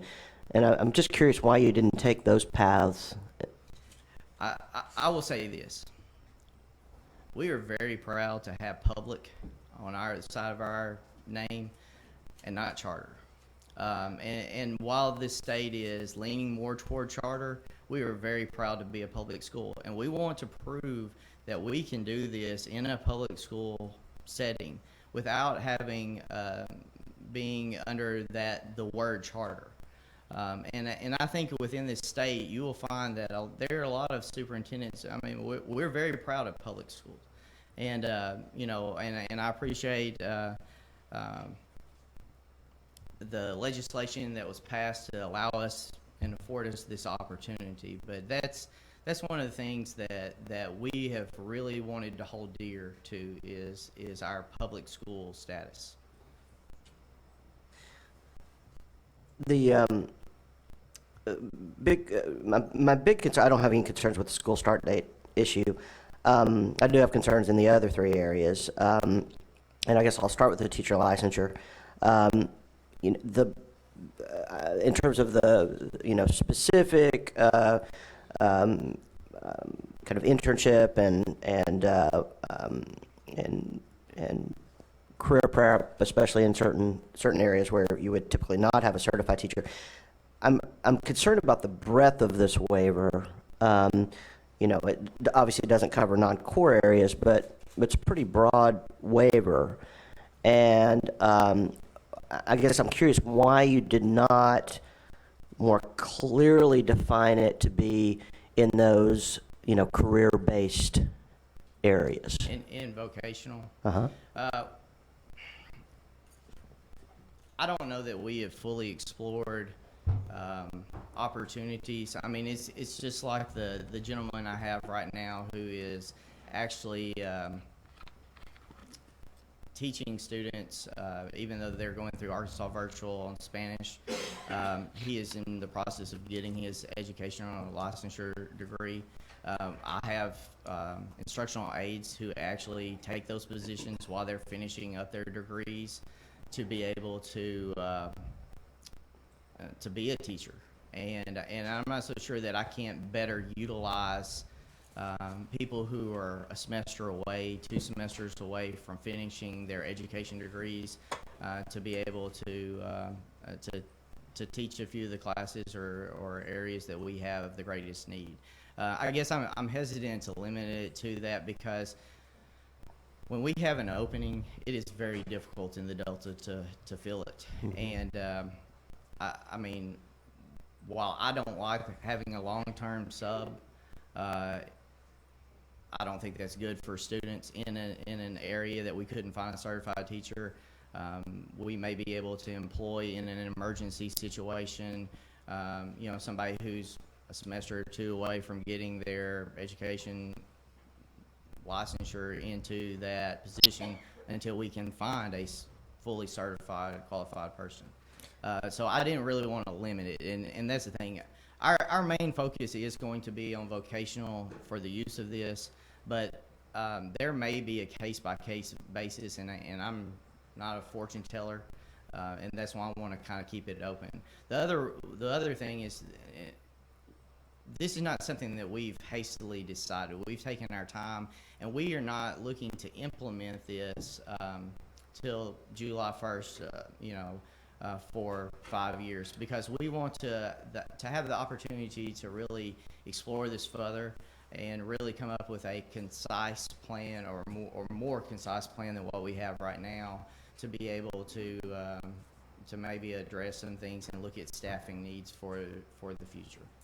And I'm deeply sympathetic to the challenges you're facing in terms of personnel issues, but I just I worry about the open-endedness of this one. I mean, I think that if it is case by case, I feel like we've got some other waiver processes that could be employed on those particular cases. Yes, it's more onerous for you to come and ask for those, but this feels like an openness that I think could quickly turn into some challenges, some real problems for yourself. Let me preface this. One of the schools that's held in high regard in the area is Kip Delta Public Schools. Mm-hmm. They don't employ certified teachers. The vast majority of them are the kind of teachers that we would employ, and they seem to be very successful doing that.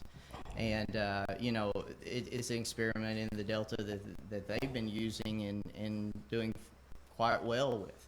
And I'm not so sure that that what they do, can't be replicated easily in our school district.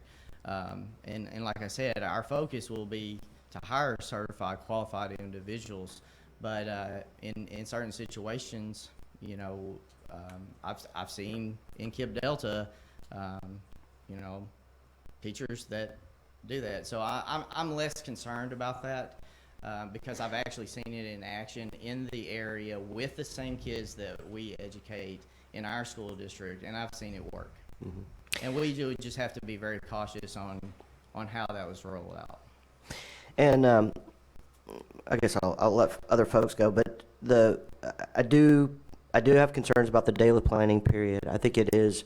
I think we know all kinds of evidence that the best teachers need that breathing time in the middle of the day, need that planning time in the middle of the day, and in particular, in combination with the possibility of having some folks in the classroom who are not licensed teachers. I think they need it more than anyone else, and so I think it's the combination of those two that begins to get really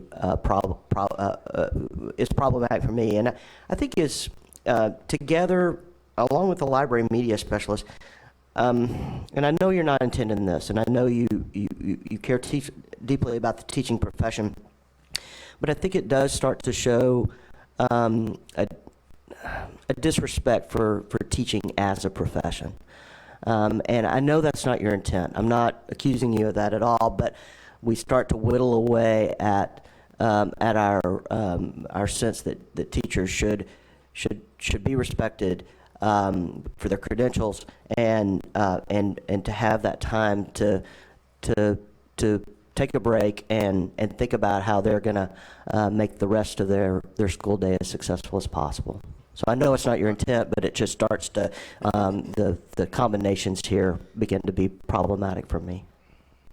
Well, I guess I would respond to that by saying that, our staff is on board with this. Obviously, they're the ones who said, this is an option for us.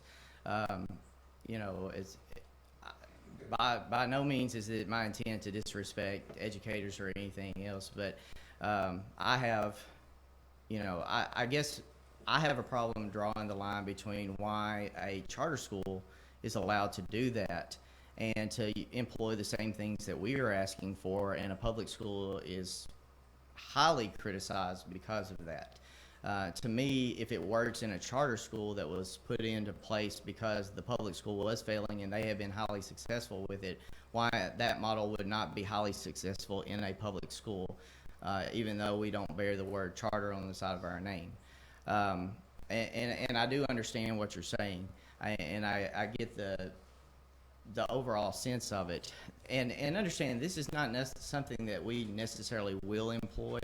It is just something that we would have the option to be able to look at and explore further.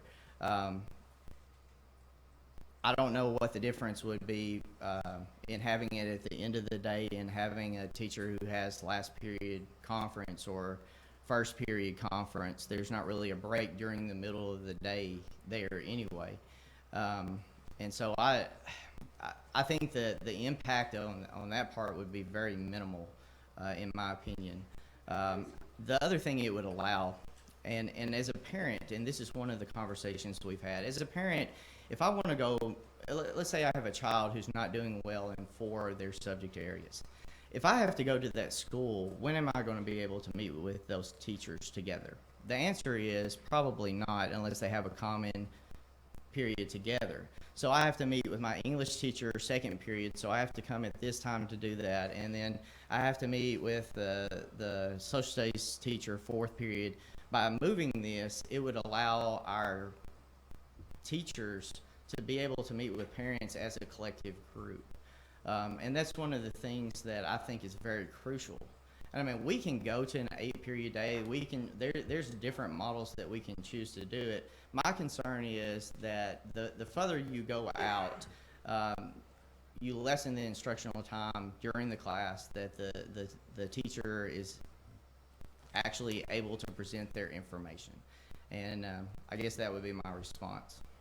But and just as somebody who is in the classroom a lot, you know, and much less than public school teachers, not having that break before I go in for that second class is, you know, I'm not going to be high quality. And so I do know the importance of just getting that breathing. So I think we want to be sure that every moment in the classroom is as high quality as possible. And I do think that there's a lot of evidence that having some planning time, having some breathing time is an important part of that.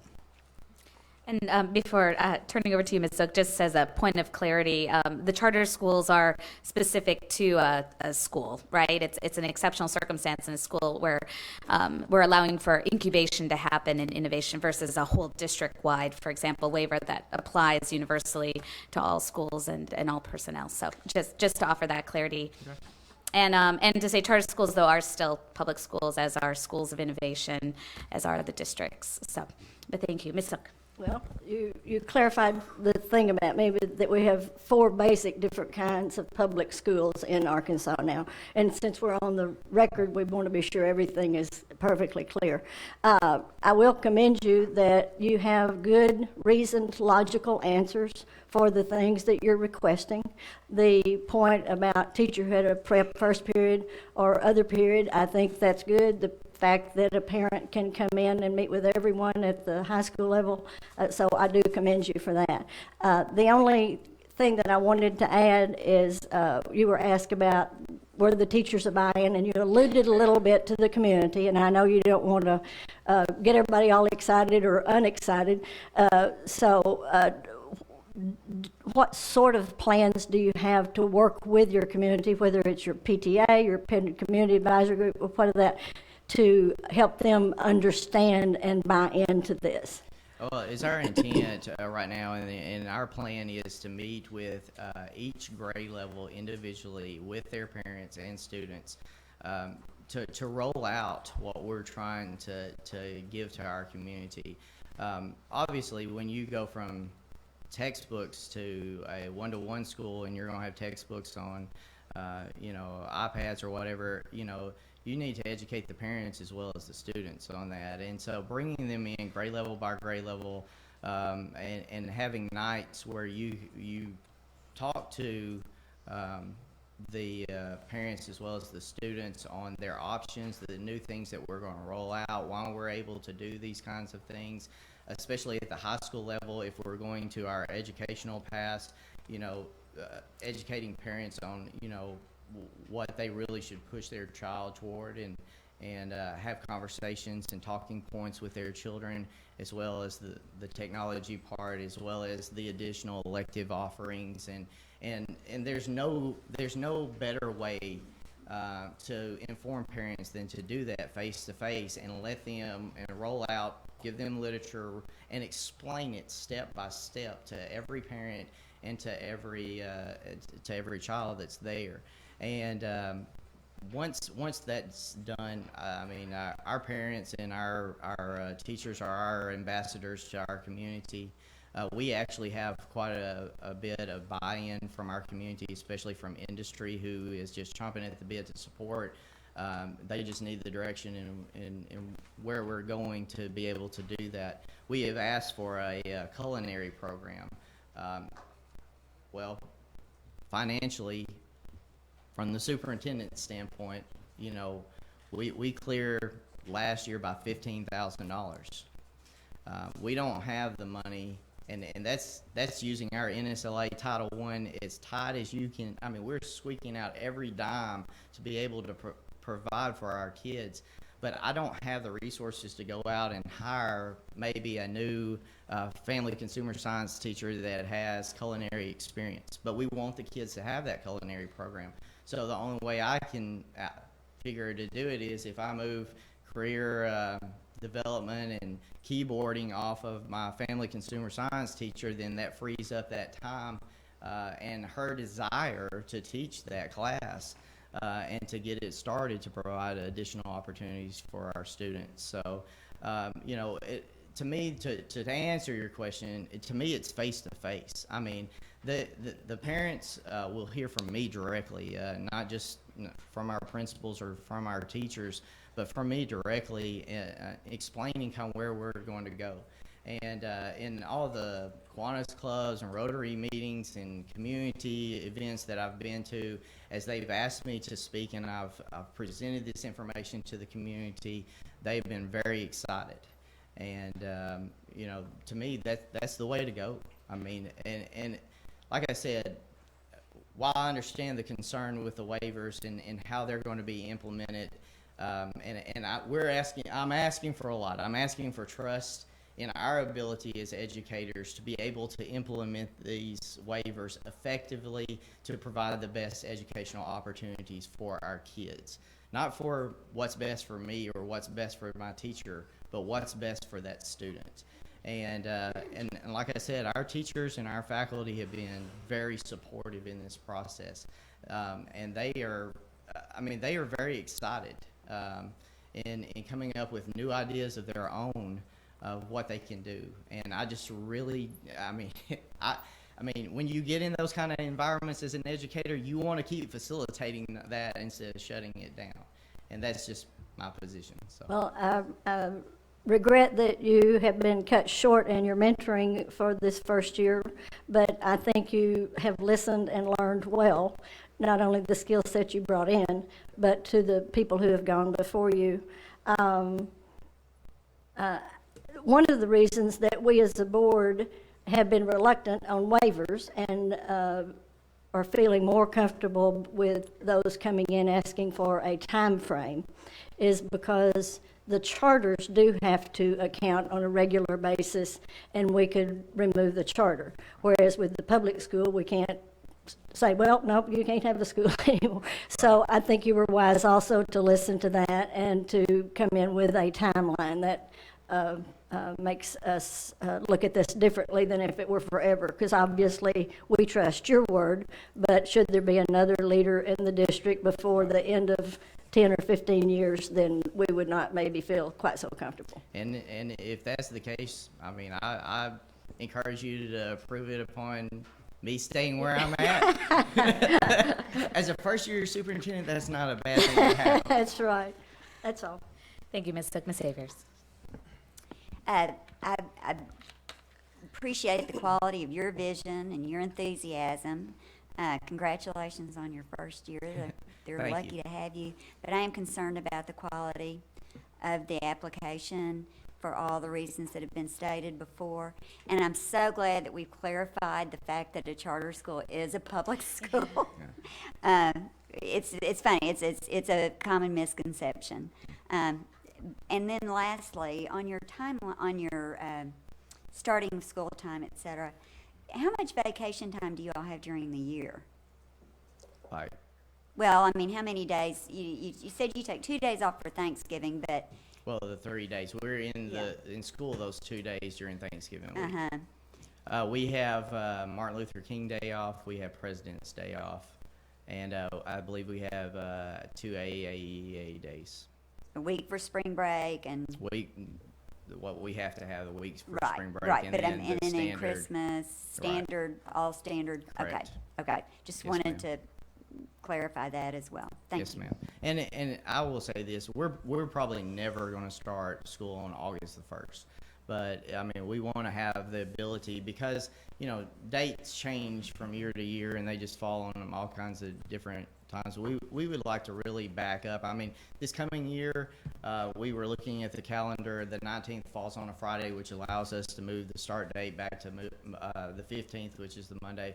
We're looking at probably starting on the 8th, which is, it'll cut their summer about a week shorter than it normally would, but for the first year. But it also allows our students to get out in May, and with bad weather and everything else, and pushing the school year to the end of May.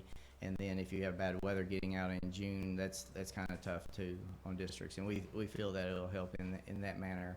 And if it helps approve the waiver, I mean, we can limit that to vocational if you feel more comfortable doing that. I would be, very very happy to amend that to it. I just think that it's going to limit us a little bit in certain situations, but I would rather have that than have nothing. So, I'm trying. I'm up here trying to fight for my kids. So that's. No, thank you, Mr. Williamson. No, Mr. Black. Just a little curious regarding your educational processes, where you are, forgive me for that, you are trying to, education and your school year caught my interest a little bit, where you are trying to align your school year with the college school year. It's actually a combination of several things. Number one, it would allow us to align better our school year to college, because college is let out, and in our college in particular, they're done in mid-May, by mid-May, and for students who have to go all the way to the end of June, there's several weeks there of basically dead period time where they're sitting in a study hall or something like that instead of being in college classes. The other thing is providing, and I guess probably the main thing is providing our teachers more or a larger percentage of the 178 days to actually teach kids before they're tested. Our teachers, and one of the things that I've found in education is our teachers, especially if you're math or language arts, bless their heart, there's a reason that we've gone from like 8,000 people in teacher education programs to 5,000 something people in education programs. There's so much pressure on them. And then not only is there pressure on them, but you don't even get the 178 days to actually teach before they're tested. You get 80% of that. And so it cuts them short. And what we're trying to do with the start date part is to give our teachers, more of an opportunity to actually teach before they're tested. Because, we tell teachers, on one hand, you have to teach this curriculum and you have 178 days to teach it, but they really don't if they're going to be tested over all those standards. So, just curious, are there any other schools in the district talking about aligning with a college academic year as well? As far as in our area, Yes, from August 1st until, I'm not aware of any. I know West this Helena is- School District is going to apply for waivers. I'm not sure exactly what theirs will be. well, I find this interesting. I'll say that. I'd like to talk about it more. And just a word to you, I hope that in communities like Marvel and other communities, low-income communities, the linkage between community and development and school development is, Non-existent, and we want to get you've it there. got to do that. Yeah, Or I you agree. will not be successful. And just to let you know, Barton is actually a community. It's not really a township. I mean, we have a Case Tractor Place, and we have a Double Quick Stop. That's what's in basically in my entire district, and we have to go to either Mariana or Marvel or Helena to even build partnerships. And you know, these towns are 10 to 15 minutes away any direction you go from Barton. So we're having to really reach, and of course transportation barriers, those kinds of things. Also, I want to go back to your question just a minute ago. You were talking about communication with parents. One of the things that we have discussed, and one of the things that I would like to eventually develop in our district, and it doesn't happen overnight, but academic improvement plans for all students, and having the conversation between the teacher and the parent as far as the academic improvement of their child. And even if they're an advanced child, what can we do to better your advanced child? And having conversations where this is where they are in their reading levels, this is where they are in their math levels. These are things and resources that are available for you and your child to work on at home to help develop the skills that they need. And so that's kind of what, I'm sorry I didn't mention that earlier, but it just popped in my head. Sorry. Thank you. Thank you. Is that it, Mr. Black? Thank you, Ms. Chambers. A comment or two, and maybe even a question for my fellow board members. So I agree with the cautionary tone that you've heard around the table, as I think everyone is trying to, with you, think through how do you balance what's right for the student, for the faculty, and the community. But the other thing I think about is, in general, our students in the state are not performing at the level we want for them. In general, I think we're facing a teacher shortage. And you're trying to solve for those things. You're trying to find ways to compete, to innovate. And if I'm remembering correctly with the classifications of school, we can't compel you. There's no law where we can cause you to come back in a period of time. But I'm curious if we can establish outcomes or specific measures that you would volunteer for whatever, at whatever point, if we approve some or all the waivers that you've requested, to see its school performance, faculty, morale. No one is interested in diluting the quality of teaching. Absolutely no one. In fact, I think we're trying to find ways to lift the stature of teachers and that very important profession. But in the meantime, how do we continue to create an environment that allows you to innovate and allows students to perform? And so, is that something that is, do we have specific metrics as we approve waivers? Will the schools come back and speak to, on some balanced scorecard, here's how they're doing? Does that exist? It does not exist for these charter waivers under Act 1240. I mean, it's, and I'm glad you kind of give me an opportunity to weigh in on this, because I would be doing a disservice to this board if I did not let you know that we have been hearing concerns from legislators on how we're carrying out these. And it was the intent of, and Mr. Tollett mentioned KIP. I mean, it was the intent of the sponsor of this legislation that if he asks for that waiver and KIP has it, then he should get it.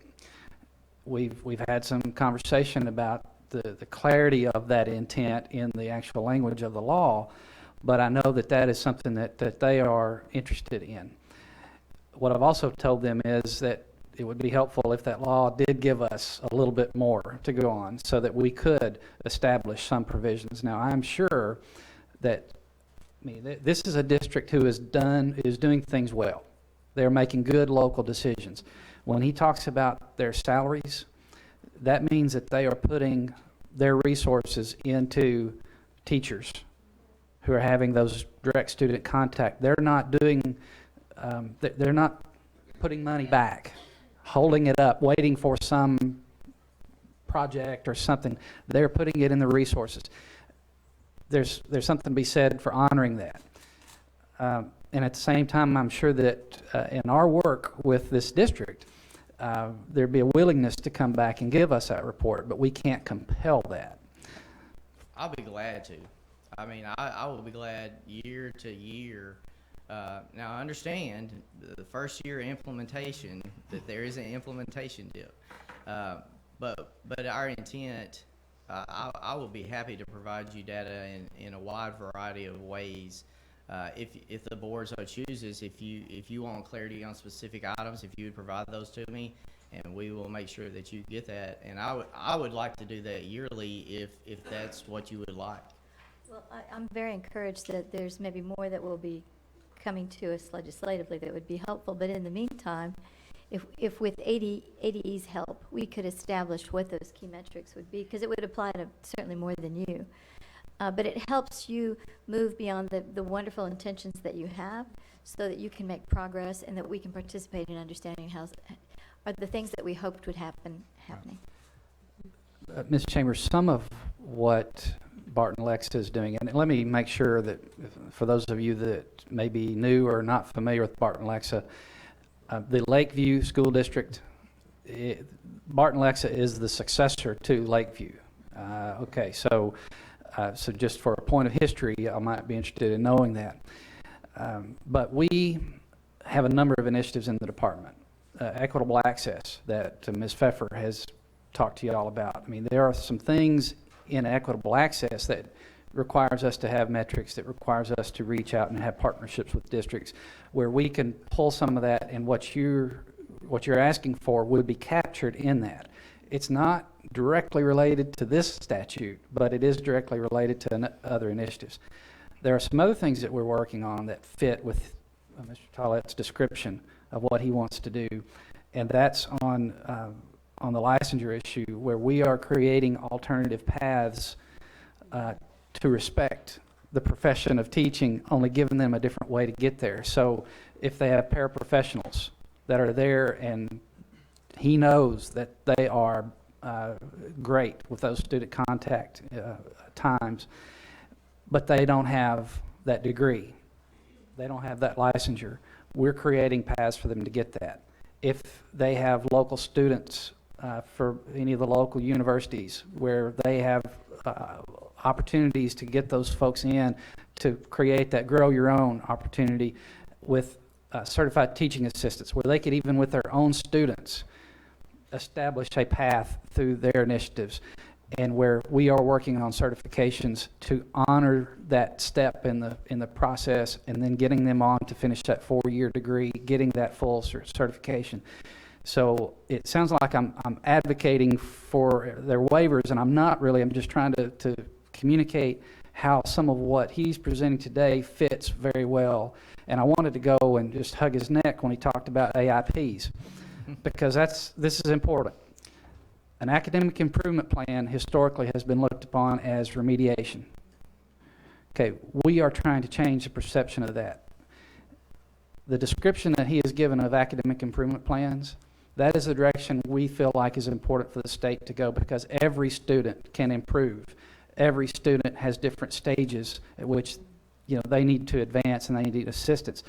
And his team is creating that opportunity, and I'm just very glad. So all of these pieces connect to other things that we're doing, and we will definitely be bringing some of that information back to you as they develop, and as we develop those partnerships with willing districts who are creating those student-focused learning opportunities.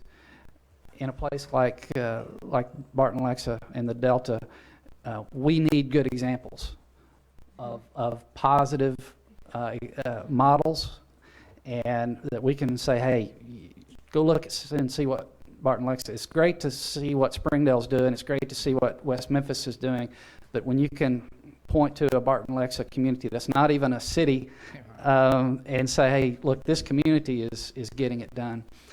Those are the kinds of things that we're looking for to move toward that excellence that I've talked about so much. And along those lines, if I might ask, it's either for the Commissioner or Ms. Perry, have we missed the deadline for the Schools of Innovation for next year? Or is that still? It's very soon. I'll have to check on that Okay. exactly. But we haven't missed it yet. Don't believe so. This claims. They can also seek Double waivers checking through on Schools that, of but I don't Innovation. think so. But it's very, very soon. But that would be for next fall as well, correct? That would be for next fall, yes. And am I incorrect in that some of these waivers could come back in the form of an application of a School of Innovation? Yes. Legally? Okay, thank you. I saw some additional questions. Dr. Barr. Well, and Commissioner Key's comments actually strike me as, I mean, I like the obviously we want to allow schools to innovate, and we want to allow schools to do the kinds of things that we know are working in other places. And you know, I think what I would, my preference would be that they be done in a systematic way, so that there's kind of there's more a little more control, a little more analysis and assessment of what's working, what's not working. And what worries me about these is it feels a little more ad hoc, you know, kind of district by district, rather than something that feels a little more planned out. So I think, you know, some of the things that are in this this waiver proposal, you know, I think makes sense, but I just wish it was, you know, I wish everybody was maybe playing by the same rules, and we were implementing a lot more kind of assessment and evaluation so that we can move away from it when it's not successful. And just to elaborate on that, so much of it is tied to the individual making the proposal. So you are here today. And we sure do hope, based on what you've shown today, that you have a future, right, in your district. But there's no guarantees with that, right? And so when you do these broad waivers and there's not a mechanism of return, then it's all it is our hopes, you know, that you would be able to oversee the continuance of this, but there's not that guarantee or mechanisms for retractal. And so that's when he says ad hoc, I want to at least add in that additional lens from where I sit. But yes, yes, please go ahead. Can I just add this? Yeah. The reason that we asked for 5 years is because for something to be fully implemented, research shows 5 years. And so it's really hard to judge this based on year one or year two, the true effectiveness of it. And that's the reason for the 5 years. And just to add, I mean, I have instructional aides, and I'm blessed. I am, who are great with kids, and they have degrees. But I have a lot of instructional aides who are single mothers with 2 kids who are making an instructional aide salary, and they would be great teachers. But there's no current way for me to pay for them or help them or give them assistance to go to school without them racking up a huge debt. And you know, that's one of our areas I know Commissioner Key is looking at, and that's one of the things that we would like to really try to encourage within our staffs. And like you said, you know, we're having problems getting people into our community, and you know, even if you get into our community, you got to find a place to live, and that's not easy in farming country. And you know, it's just one of those things that the grow your own option is probably the best option for us. And that's, I mean, we're trying to work in that direction. So. All right, thank you. Any final questions, comments? Yes, Ms. Newton. I come from a small rural district, so I commend you on trying to find ways to think out of the box and do things differently. I just had a question on the daily planning period. Yes. At the end of the day, how many preps do your teachers already have? Well, it depends on the subject. You know, we're a small school. Right, I understand that. 800 students, 400 in our high school, roughly. You know, if you're a language arts teacher, you teach 2 preps. If you're a vocational teacher, you may have 6 preps, just because that's the nature of the beast. Right. And our teachers don't whine and complain about that. They embrace that, you know, greatly. The additional electives, some of them would be new electives, some of them would be additional sections for the electives we have, because we have students currently, because of our scheduling issues, that cannot get into electives because the teacher has a full 30. And with an older school building and 750 square foot, you're pushing getting 30 in there. So, you know, having over 30 or having a teacher who has over 150, which our teachers don't, they have approximately 120 to 130 students, but their classes are packed. Okay. At the end of the day, the time after school, would there be compensation for that? Well, it actually fits within our 8-hour workday. And the other question was the common planning time. You have coaches that teach subjects. That's correct. So when would their planning time be? During the school day. Okay. All right. They would have to be. Okay. Thank you. Thank you for those contributions, Ms. Newton. So with that, any final questions? Then we do need to proceed with a motion, but before doing so, I am going to ask for, did you have a final question, Ms. No, I'm ready with a motion. Okay. Before that motion, though, if I can respectfully inquire with Ms. Clay. I know that at times we have done this, taking a waiver at a time. At time we've looked at it as a whole. There's nothing in our rules and procedures that indicate which way we have to go with this specific one, right? We could either take each individual waiver or take it as a collective application, correct? You're correct. Okay. You can take, you can even go as far as doing each statute and rule. The way that is presented to you in your materials, it's grouped by subject matter. Yep. So if you don't want to do the entire waiver package as a whole, it might be logical to go by subject matter. Fantastic. Thank you. No, and so to say I acknowledge that I have discretion on how to proceed with this, but I would appreciate some input from my colleagues on the board here. Just based on hearing where the discussion is, I see the possibility of doing this as an application as a whole, unless anyone would want to do area by area. I'd prefer area by area. Okay. All right. I had a procedural question, I Yes, guess. please, Ms. Chambers. Is it possible, since we can't compel, that you can volunteer, and in the interest of, regardless of fantastic intentions, if you weren't in that position over a period of time, ensuring that there's still a vehicle for bringing the performance back and evaluating and determining next steps, can you build that it's a conditional approval on reporting? Some type of report out that would come back here to talk about the performance. Is that possible? Ms. Okay, Clay? well, I'm going to try to tackle this and see if I can pose an alternative. But Ms. Clay, don't go away. I think if this board directed the agency, directed me to work with the districts to determine the proper metrics, because each set of waivers is going to be different, and we can ask for a report. As you know, you can compel me, but we can't compel them. But we could ask them to provide us with that information to bring back to you as a report. Is that a nod, Kendra? Okay. All right. So we would work with them to get the information you need to show that progress.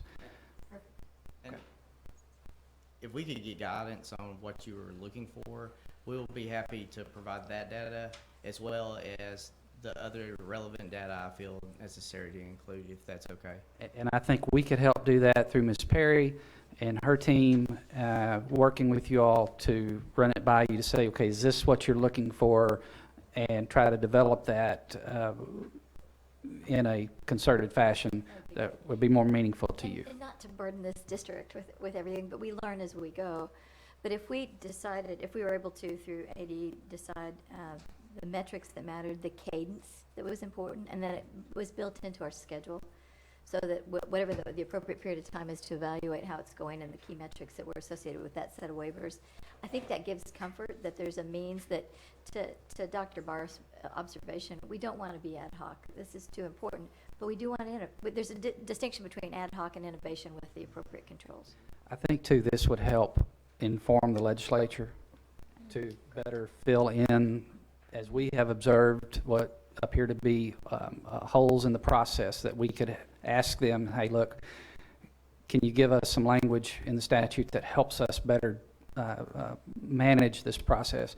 And two, I know APSRC has been involved in assisting many of the districts that have come before us with these charter waivers, and we could work with them. Again, Ms. Perry's group works with them very frequently, and I know they would be interested. I don't know this. I would suspect they would be interested in assisting this process too, because it would help other districts down the road. So getting back to the process, are there any input or concerns about doing this thematically at the very least, so that we're not breaking out each individual waiver? Okay. Then when that, I'll use my discretion to proceed. I'm going to do a motion category by category. So the school, starting with, as listed in the application, school start dates, daily planning period, teacher licensure, adding their request for the ADE, waiver to the ADE educational licensure, and then the last one being library media specialist. So, just one quick question on the, and I don't want to. I'm not forcing you to go a direction you don't want to go. You did mention a while ago some willingness to limit to vocational. Is that you want to keep it as is, or was there? I want to see how the dice is rolling the first one and then go from there. It's your call. I mean, it's your I would proposal. like to keep it as is, with the scrutiny of the reports that we're about to go under, that we're doing what is felt that's needed to do, if that would be possible. If that makes sense. It'll be up to the discretion of my colleagues who now have to put together a motion. So with that, I would welcome a motion on, to begin with, the waivers related to school start dates. Okay, and Ms. Kaufman, don't panic. I'm going to do a preamble to my motion, and then I'm going to do the motion.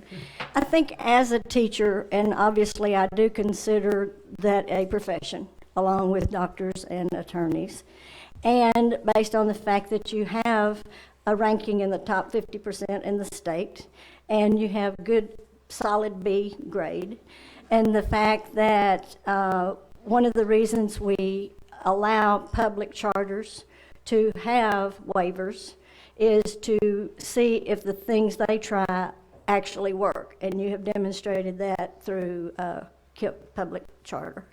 So based on that, here's my motion, Ms. Kaufman. I recommend and move that we approve the current piece that's under, actually that preamble goes to all of them, but I'll move specifically on the school start date. And are you going to take that and daily planning together or separate? No, I'm going to do each one separately. Okay. So each category separately. I move that we approve the waiver for school start date. So a motion made by Ms. Zook, second by Ms. Chambers. And Commissioner, I'm going to request a roll call for each of these, if you can assist, please. And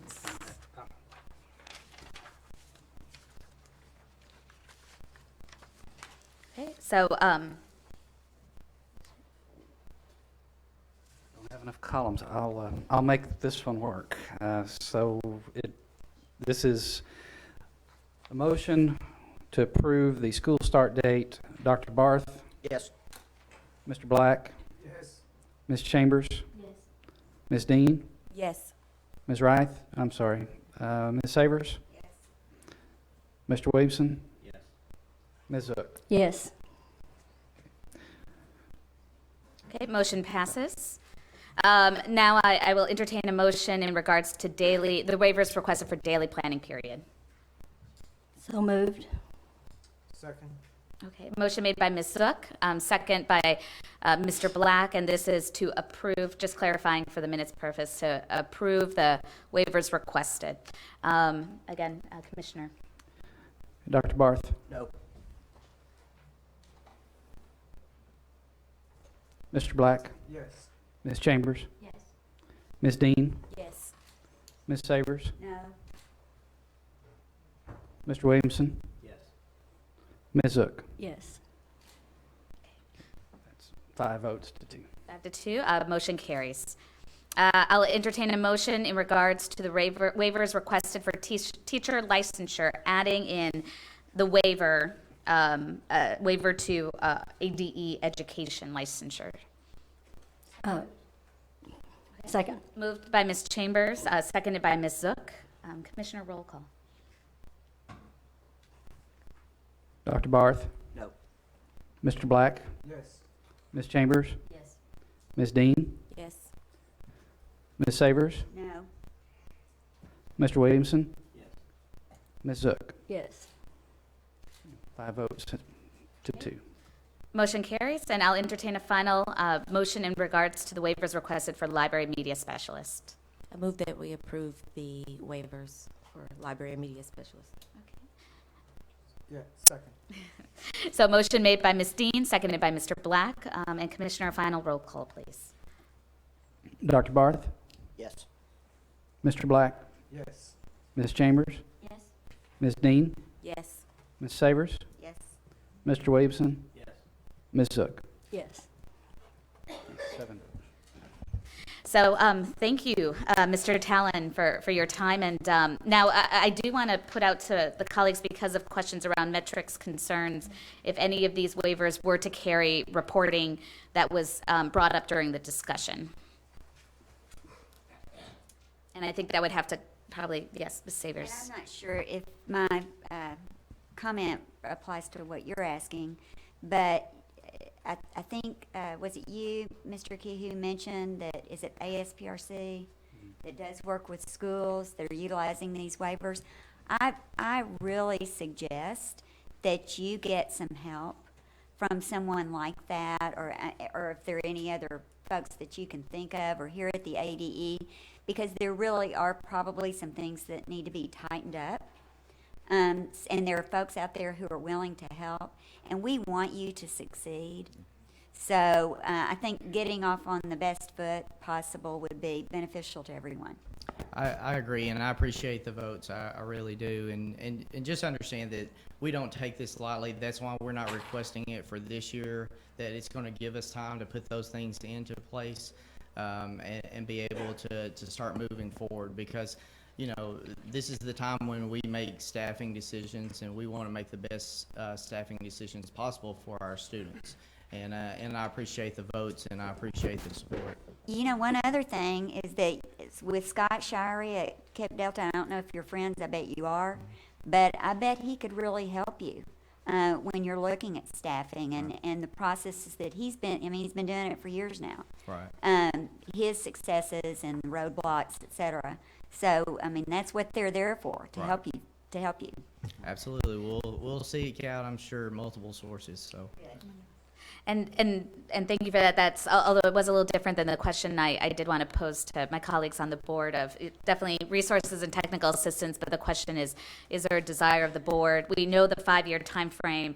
Was anything wanted to be added to this process in terms of directing the ADE to work with the district to provide some sort of metrics or reporting? The commissioner said it so well.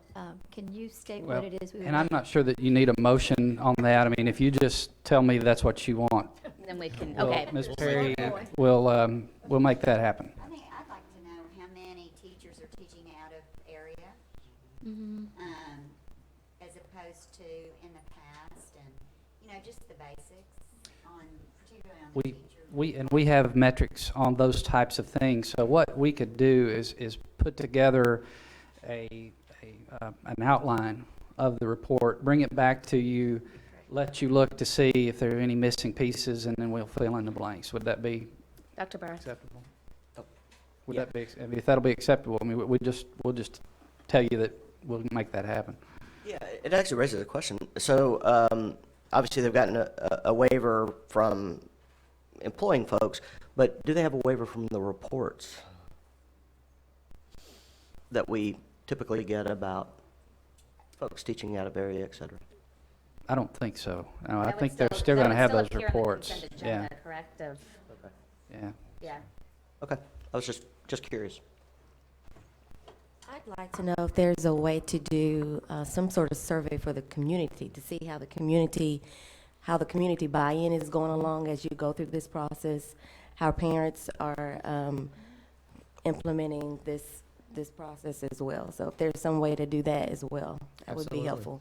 Absolutely. Okay. Yeah. And so this is maybe more guidance for Ms. Perry and her team with I guess, and just so that the Bart and Lexa doesn't have to feel singled out in this. I hope I'm not misinterpreting with my colleagues, but I feel like this might be in general for any of the districts that we've given these waivers to, especially because this is the first year, that maybe if we can build in some sort of mechanism as we evaluate, and I know that we're talking about a year and a half out, although hopefully I'll still be here in a year and a half to be able to see that. So, but still, I think that could be something as maybe general guidance I that's understood helpful. Ms. Chambers' question to be not just solely about Bart and Lexa. It was general to all of these, so that's how we'll operate. Perfect, wonderful. Well, thank you with that. Congratulations on your waivers. Best of luck. Do right by the kids, and we look forward to hearing those reports. And with that, Doug is, I think, about to kill me because we are an hour out, over an hour and 10 minutes out since lunch arrived. So with that, we are going to convene for lunch. I'll look to my colleagues about how much lunch time. Could we be back by 1:30, or do we want some more time than that? More than 35 minutes? 1:30 is great. Okay, so we'll reconvene at 1:30. Thank you so much. Congratulations. Yes, I think there's. Was that one? I noticed it in the back there, and I was kind of like, I thought this might be yours. Is it? I feel like it looked like, yeah.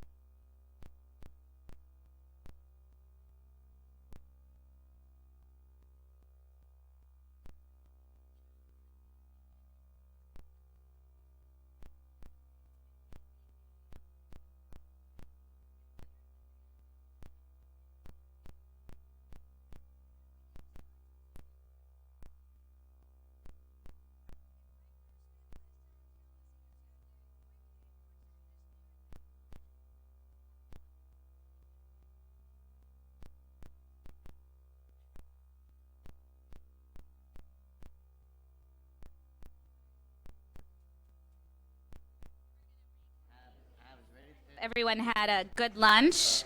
We'll just give folks a second to get settled in their chairs, and my colleagues as well with their coffee.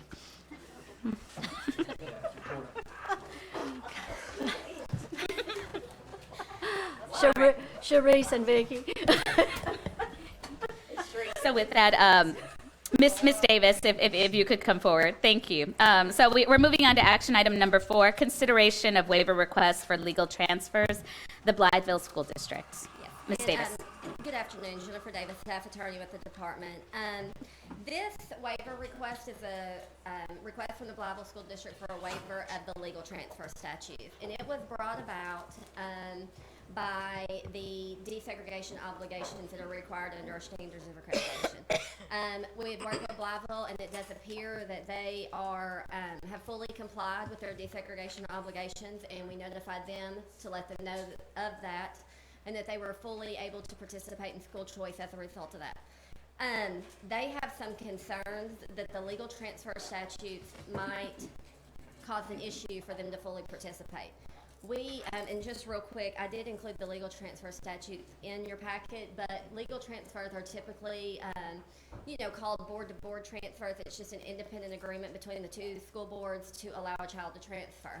But legal transfer is not defined, so that's the issue. Now, we, from the department, do not feel that the legal transfer statute provides any conflict with their ability to participate in school choice. But the district feels that for whatever reasons, they would have extra protection in their ability to participate in school choice by having a waiver. And the statute says, and I think that their issues are when a district is under desegregation or ever has been under a desegregation order, and that transfer would negatively impact the racial balance of the school district, that they have to deny it. But the board can provide a waiver. So that's what they're asking for you today. Like I say, we, again, at the department, do not feel that this statute prevents them from participating in school choice.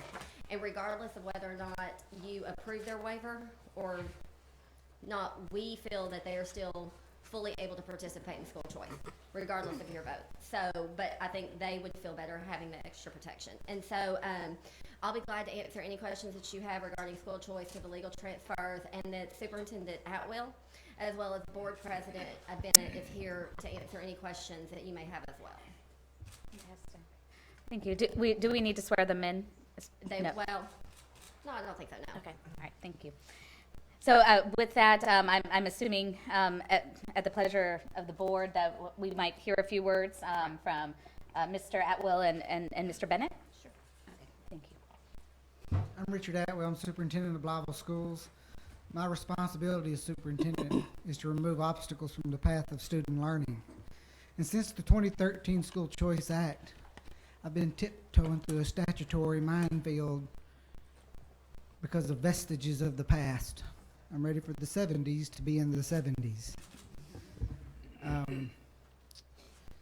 We want to make sure, and in reality, I agree with Ms. Davis, but this is kind of quid pro quo. It would just make sure there are things coming from every direction litigiously, where race, in my professional and personal opinion, is no longer the discriminating factor poverty is. I want more time to concentrate on those things that help my children and my community grow, not things that happened 50, 60 years ago. So that's why we're asking for the request, just to move something that somebody might hang their hat on loosely and move it out of the way. Thank you, Mr. Atwell. Mr. Bennett, did you have any additional comments? And then we'll open it up to the board for questions.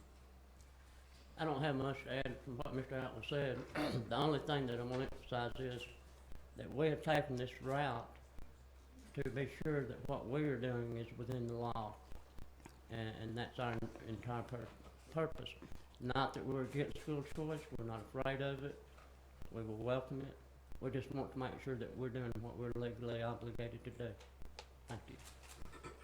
Thank you, Mr. Bennett. With that, I open up for questions. Dr. Barth. Well, and that's actually my question about, or relates to my question about what is proper legally. And Ms. Davis, at 618-318, the waiver can be granted by the state board if it is determined that the district's desegregation status would not be adversely affected by allowing a legal transfer that would negatively affect the district's racial balance. And my concern in the materials that we've gotten so far is that we don't have much evidence about what the impact would be on the racial balance. Do you see my concern? Walk me through that. Why is it not problematic for us to grant a waiver if we don't have that evidence? Well, the way that I see it is this waiver is somewhat hypothetical anyways, that it's hard to estimate what a negative impact on a racial balance would be because there's no students in question. The school choice, they're still going to be limited under the School Choice Act to a 3% cap on the enrollment of how many students can transfer anyways. And this, there is no, because they're not under a deseg order, they'll still be able to transfer at that point.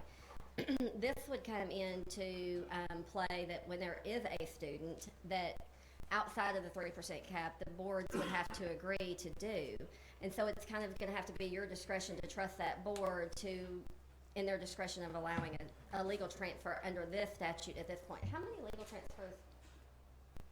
Oh, well, you wouldn't do, one. Okay, so, the legal transfers, I don't think that this is something that necessarily happens in all districts all the time, so it's somewhat hypothetical on this anyways, because they're still going to be able to participate in school choice and be limited at a 3% cap without racial, coming into effect. Okay. Thanks. Thank you, Ms. Zook. Yes, two things. One, there's legal transfer, and one, there's school choice, and those seem to, in your letter, sort of be in the same paragraph. But it's my understanding on 618-317 Part B, it says each form filed with the Department of Education reporting a legal transfer must be accompanied by an affidavit signed by each board of both school boards, each member of both school boards. I didn't find those letters because they, in fact, have a better idea of whether this, in fact, and I know that in the subsequent court cases around this, it has been more of the overall demographic, not so much who's in the school. So without letters from the members of each of the boards, I am hesitant to sit at this board meeting, not even in the district, to make a decision about that. I still think this is a local school board decision, not something that requires a waiver or your ability to participate in school choice. Right, and we would agree that, again, we as a department do not feel that this legal transfer statute prevents Blytheville from participating in school choice for the next school year. We don't feel that it does at all. And as far as the signatures from both boards, I think the reason that this is in here and how I read it is that there is a petition for transfer that is done when a legal transfer, board-to-board transfer that a student or a parent fills out that is signed by both boards, and then that would be presented to the department when a legal transfer has been approved. The waiver, of course, again, it's somewhat hypothetical and premature. They're wanting the blanket waiver of this. They would still have to submit the forms. Like, even if they had, a waiver, when a student wants to transfer, that they transfer under a legal statute, not under school choice, under a legal statute, when that petition is filed by the parent or guardian and both board members sign it, it would still be submitted to the department. Well, Dr. Barnes. actually, on this, it says that each member of the board, so a single, it has to, in essence, be unanimous. Well, right. Yes, I think it only has to be the normal majority of voting members, but they would all have to sign that vote for it and agree to it. But it would be individual per student. Okay. And those forms are turned into the department. I guess that I don't see the need for a waiver. I mean, one of the things that it says is if or has ever been under a court order. Well, we both know that Little Rock and North Little Rock, that's famous because they've been under a court order for so long and most recently. But they both do school choice, and there has not been any question about that because they, quote, were ever under. So I really don't think you need a waiver.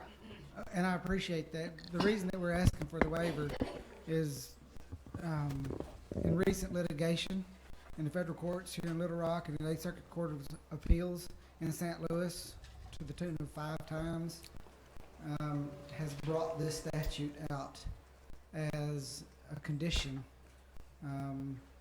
of the school choice problem. And there are thousands of pages of material to support that, and I don't want to bring that here. But it was just, the request was made to make sure that this statutory minefield that I'm tiptoeing through driving a school bus is out of the way. So. Okay, additional questions? I'm not sure based on our current history that an approval or a waiver from this board is going to keep you out of court.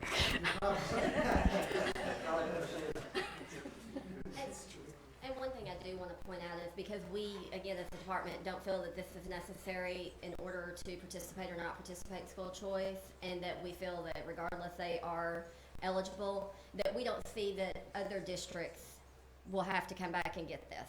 I think that they need it just to ensure that they've removed all questions that Blytheville can participate in school choice, but we don't see that this is an issue that other districts are going to have to come back and get. I think they would just feel better about it, but we don't feel that it's a bar, so it's not that every district in the state's going to have to come and get it. And you said that if there was a legal transfer, that in fact the Part B of 618.317 would still have to be done. Right, and even with a waiver, the boards would still have to agree. It is not a blanket agreement that they would have to let a child go or take a child. It would still be discretionary upon, for whatever reason, upon the agreement of the boards. Okay, thank you. Any additional questions, comments? Then I'll entertain a motion.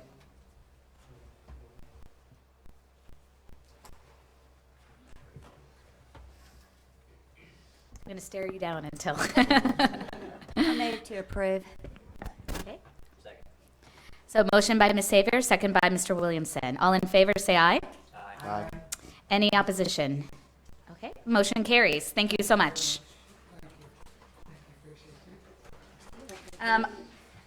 Now our next, moving on to action item 5, hearing on open enrollment public charter school application, Arkansas Connections Academy from Bentonville, Arkansas. Ms. Boyd, you're recognized. Thank you, Madam Chair. On November 17, 2015, the Charter Authorizing Panel continued a hearing from October 14, 2015 for the open enrollment charter application of Arkansas Connections Academy. Representatives of Arkansas Connections Academy appeared before the panel and requested to serve students across the state in grades K through 12 with a maximum enrollment of 3,000 in a virtual environment. By a 5-2 vote, the panel approved the application. On December 10, 2015, the State Board of Education voted to review this decision of the Charter Authorizing Panel. And so at this time, I believe Dr. Dennis Beck is going to come and give you a presentation. So we're going to have to. Actually, if we could have Ms. Clay come up, both for the purposes of my colleagues on the board as well as for public record. If you could go through the process, please. Sure. Your hearing procedures for today's hearing are as follows. All persons with the exception of attorneys will need to be sworn in. The open enrollment applicant will have 20 minutes to present its case for authorization of its application.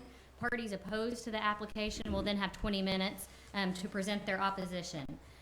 After the presentations, the charter applicant will have 5 minutes for rebuttal and additional presentation, and then you will have discussion and ask questions. You may issue a final decision today, or you may take the matter under advisement, and your options on your vote are to affirm the decision of the Charter Authorizing Panel, take other lawful action on the public charter, request additional information from either the department or the applicant, And if you do defer your action today, you would have another hearing at your next regularly called meeting. One other thing, if the vote is to deny the application, your rules require that reasons be stated. So after the vote, if it's a vote for denial, I would ask the chair to go around and ask each member's reasons for the denial, and we'll provide those in writing to the applicant. Do you have any questions about the procedures? I see none. Thank you, Ms. Clay. So with that, everyone planning to offer testimony that is not an attorney, if all of you collectively could please rise and raise your right hand so that I may swear you in. Okay.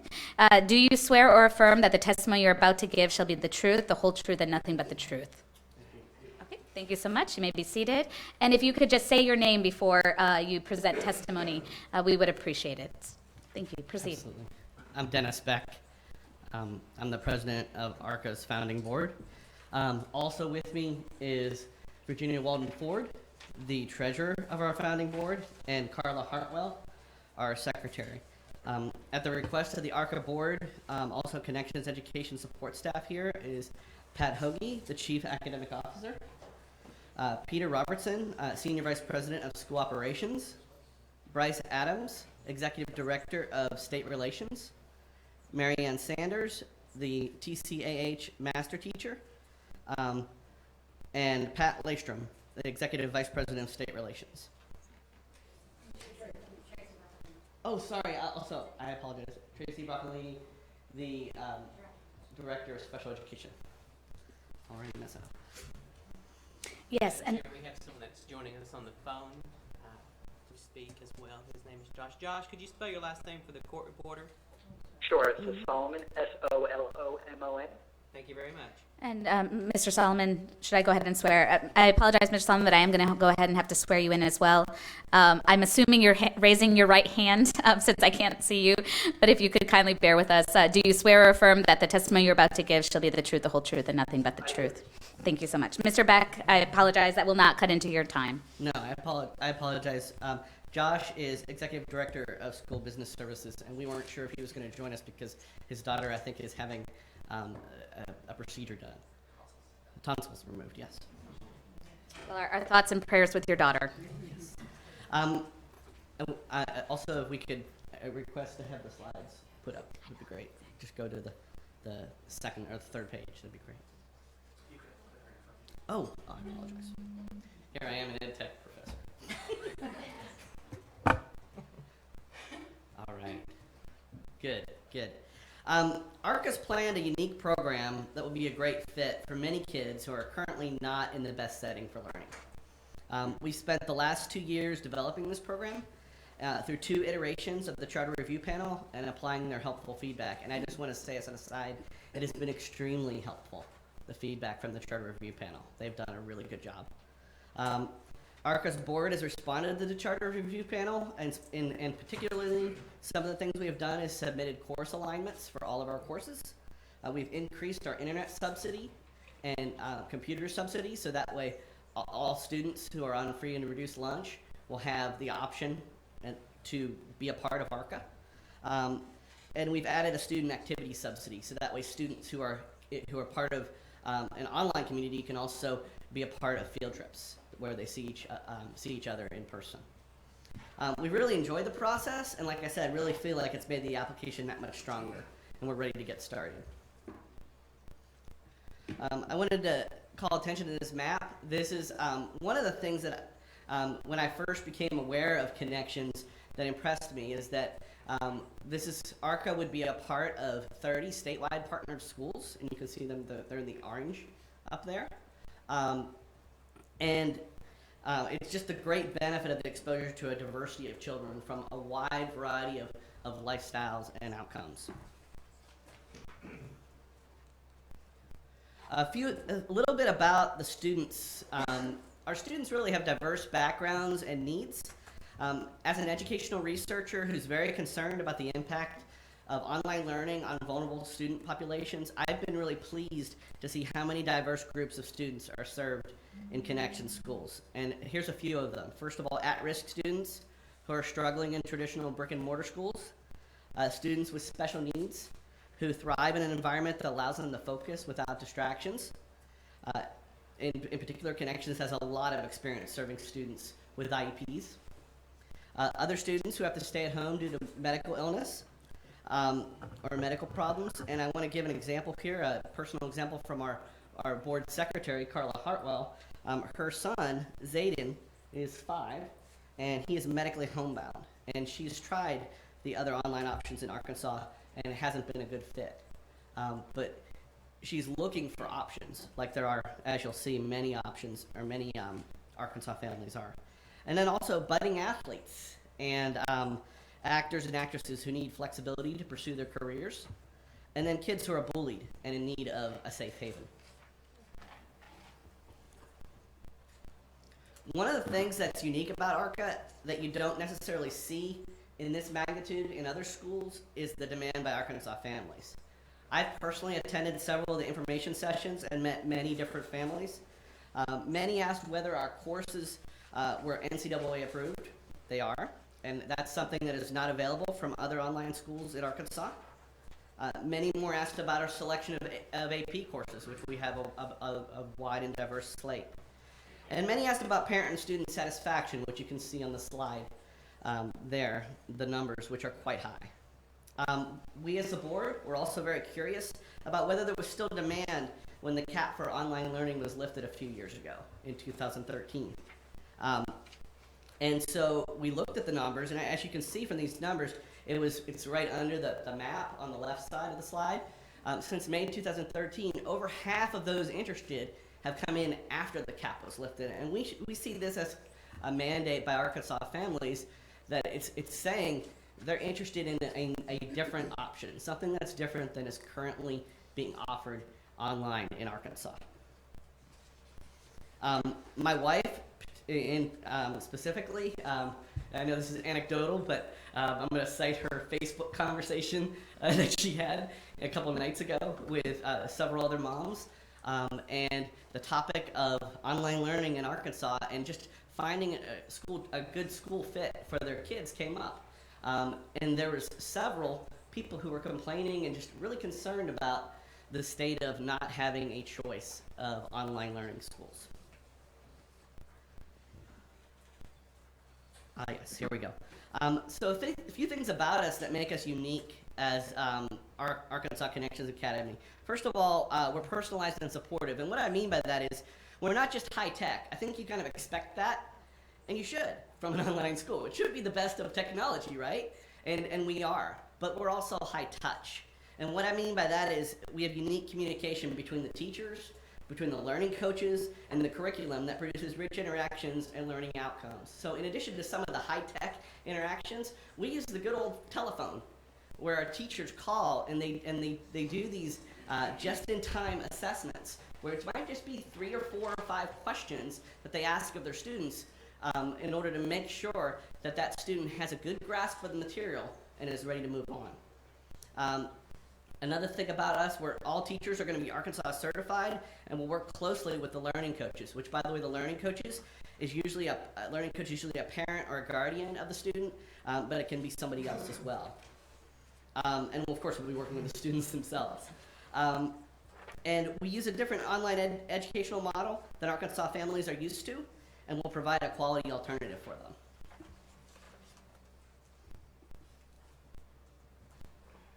Another thing about us being personalized and supportive, you can see here on the screen. This is actually a screen that teachers see when they go online and they see information about their students. It's the computer interface, and it's filled with information they need on each of their students' performance and how they can best help them. Excuse me.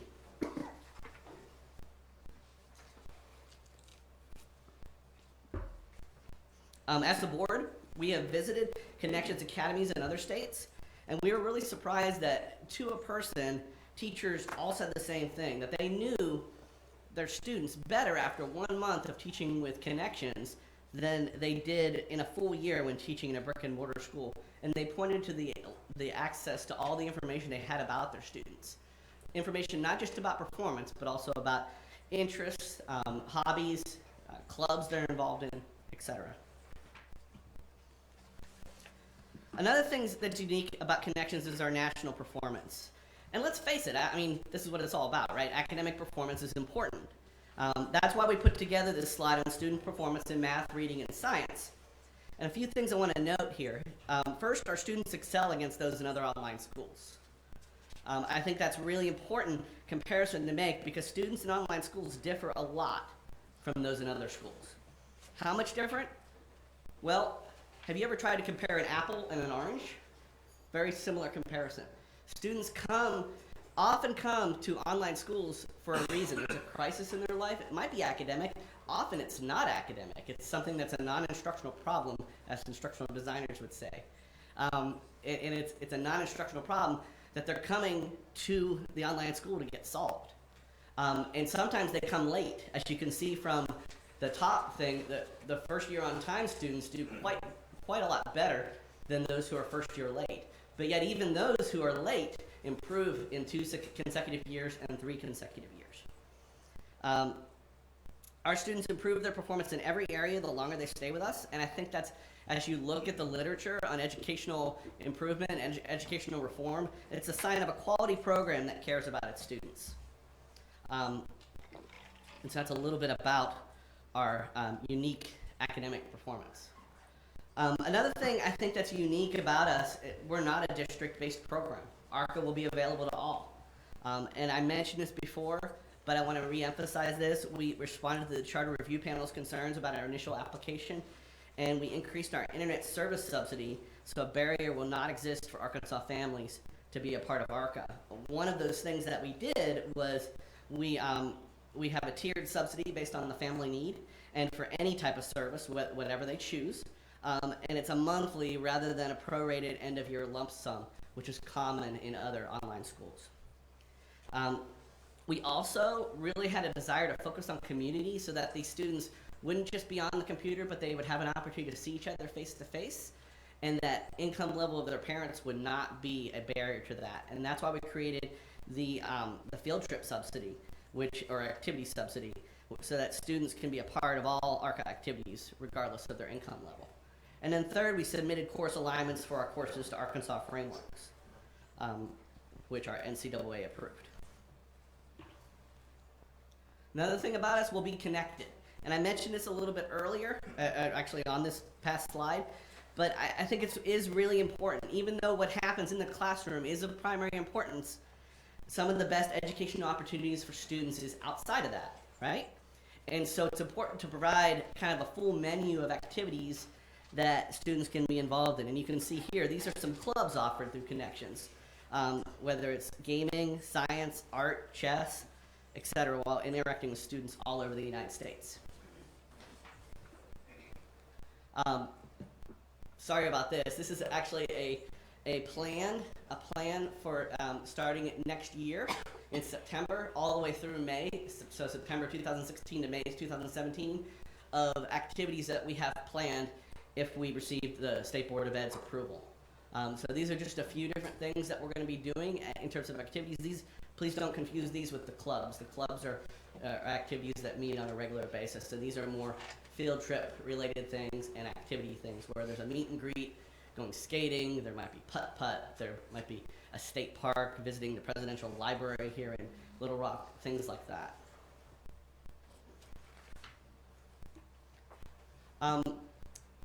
Well, to close, I want to emphasize a few unique things about ARCA. First of all, we have a unique board that includes a researcher, myself, of online schools, and in particular of students who are in vulnerable populations in online schools, a nationally known advocate for children from vulnerable populations, and a mother of 2 students who are full-time online students, or who have been full-time online students. We're a quality online option for Arkansas families that will produce quality educational results. And one reason I'm so confident of that is because I think as a board, we're equipped to keep the school, the principal, and the teachers accountable. More than just technology-based, we emphasize a high-touch model that places an emphasis on teacher-to-student and student-to-student interactions. And we focus on the availability to everybody in the state. As you saw from that map, there's literally students all over the state that are interested. And we would be the only online school, if approved, in Arkansas to offer NCAA-approved courses. I wanted to thank you for hearing us. Just in closing, over the last 2 years of working on this, it's been a wild ride. It really has. I've enjoyed some parts, and to be honest, I've not enjoyed other parts. But we've met so many Arkansas families and students that will benefit from this. And that, I think, most of all, is the most rewarding thing. So thank you, and we welcome your questions. Thank you, Mr. Beck. You still do have 6 minutes left in time, and so I don't know if you wanted to. My students always say that too. Never. Well, we sure do appreciate the efficiency, and no need to add additional there, but I know that since you did swear in so many other folks, if you wanted to share the floor with any of them, I'd be remiss in not offering that you have that time. Oh, I'm going to ask Pat Hoagie, the Chief Academic Officer, to come and to speak a little bit about academic performance. Okay. Thank you. Thank you. Good afternoon again. It's Pat Hoagie, Chief Academic Officer for Connections. Often it has come up in the conversations over the past year or two about academic performance and looking to see how do students that are coming to a Connections Academy school, how are they performing on their way in? How are they performing once they've stayed with us? Sometimes they will stay a short amount of time, and it's the amount of time to fix a problem. So a student who did have a medical issue, who was bullied, and really had some social, emotional issues to resolve, and then the goal was always to go back into a brick and mortar school. Can they do that successfully, then go on to complete middle school or high school and on to college and career? So that's really important, is that we've been focused on that from the beginning, of not always knowing, it's not always about coming and staying for years and years, that sometimes about coming for a short time, but those who do stay, and it is a good fit, then how are they performing and continuing to achieve? So I was really struck by the conversation this morning about college and career readiness, and about how do we prepare students for that. So we do have a couple slides, which is important for you to be able to think about the performance. The first is on SAT performance. I know Arkansas ACT, is more the test of choice here in the state, but as our schools are across the country, each state has a preference. So in SAT performance, you can see in reading, we really outperform the national average. 524 was our average for last school year, whereas the national average is 495. And thinking about, these are typically at-risk students who are coming. Again, they're coming with a problem and something to solve, and to be able to get to those performance results is really impressive, and is really the goal. Writing performance is something that we've really had to work on in an online environment, and to make sure that students are writing and performing well. So we're really pleased that, again, we're above the national average. Math continues to be an area where we're focusing. We're trying to understand really when the students are coming to an online environment, and particularly when they enroll late and they enroll at risk, then what are the math issues, and then how do we work to address those? Those scores are improving every year. You could see that on the slide before about once they come, and then how do we continue to see improvement, particularly in math. On the ACT performance, I have the Connections Academy results compared to the national results compared to Arkansas. And again, I think it's important that you see how, again, we have students who are coming at risk and have come because something's not working usually in their educational life. How are we able to sort of get them back on track and to get those same results? AP performance is an area where we've really focused. Again, we want students to have opportunity. In many states, they're more of a dual enrollment state, and then others, they're AP. But in the past year, 55% of the students that took an AP exam scored a 3, 4, or 5. The national average is 60%, so we're trying to improve that, but we did have an increase of over 3% from last year. So again, it's a metric that we continue to watch. And the data that I was able to find, and I noted where I found that in Arkansas, it's a 33% current performance rate of students with a 3, 4, and 5. So it's just important for you to be able to see the metrics and see where we're moving students. On the next slide, oops, oh, that's me. Sorry. Whoops. Oh, which way am I going? This is some class of results. This is from the graduating class of 2015, so last May and June. over almost 60% of our students, of the high school students that graduated, were accepted into colleges and universities, but not everyone had that as a path. It goes back to the conversation we had earlier about not everyone is on the college path. That of the students that indicated that they wanted to go to college, almost 91%, the 90.9 were accepted into college or university, which is really, that's the goal in every school, is if you want to go, then we need to do everything we can in order to help you get there. And then you can see the increases of year to year, of the increases in those who were indicating a desire to go on to college, and in those college acceptances. The counseling program is really strong in all the schools and really working with parents. And I think one comment, the comments that were made this morning about the academic improvement plans for each student, Connections Academy program, it's core to the program that every student has a personalized learning program, and that's the very first thing that's done when a student enrolls. It's the teacher working with the parent, working with the student collaboratively, and to set personal learning goals for the year. And then in every contact, those goals are revisited, and then we have a data system that everybody can see the same data. You know, they're at their computer, the teacher sees it, the student sees it, the learning coach, and then how are they performing against their goals. So that's how, you know, we start to move the bar in these different areas.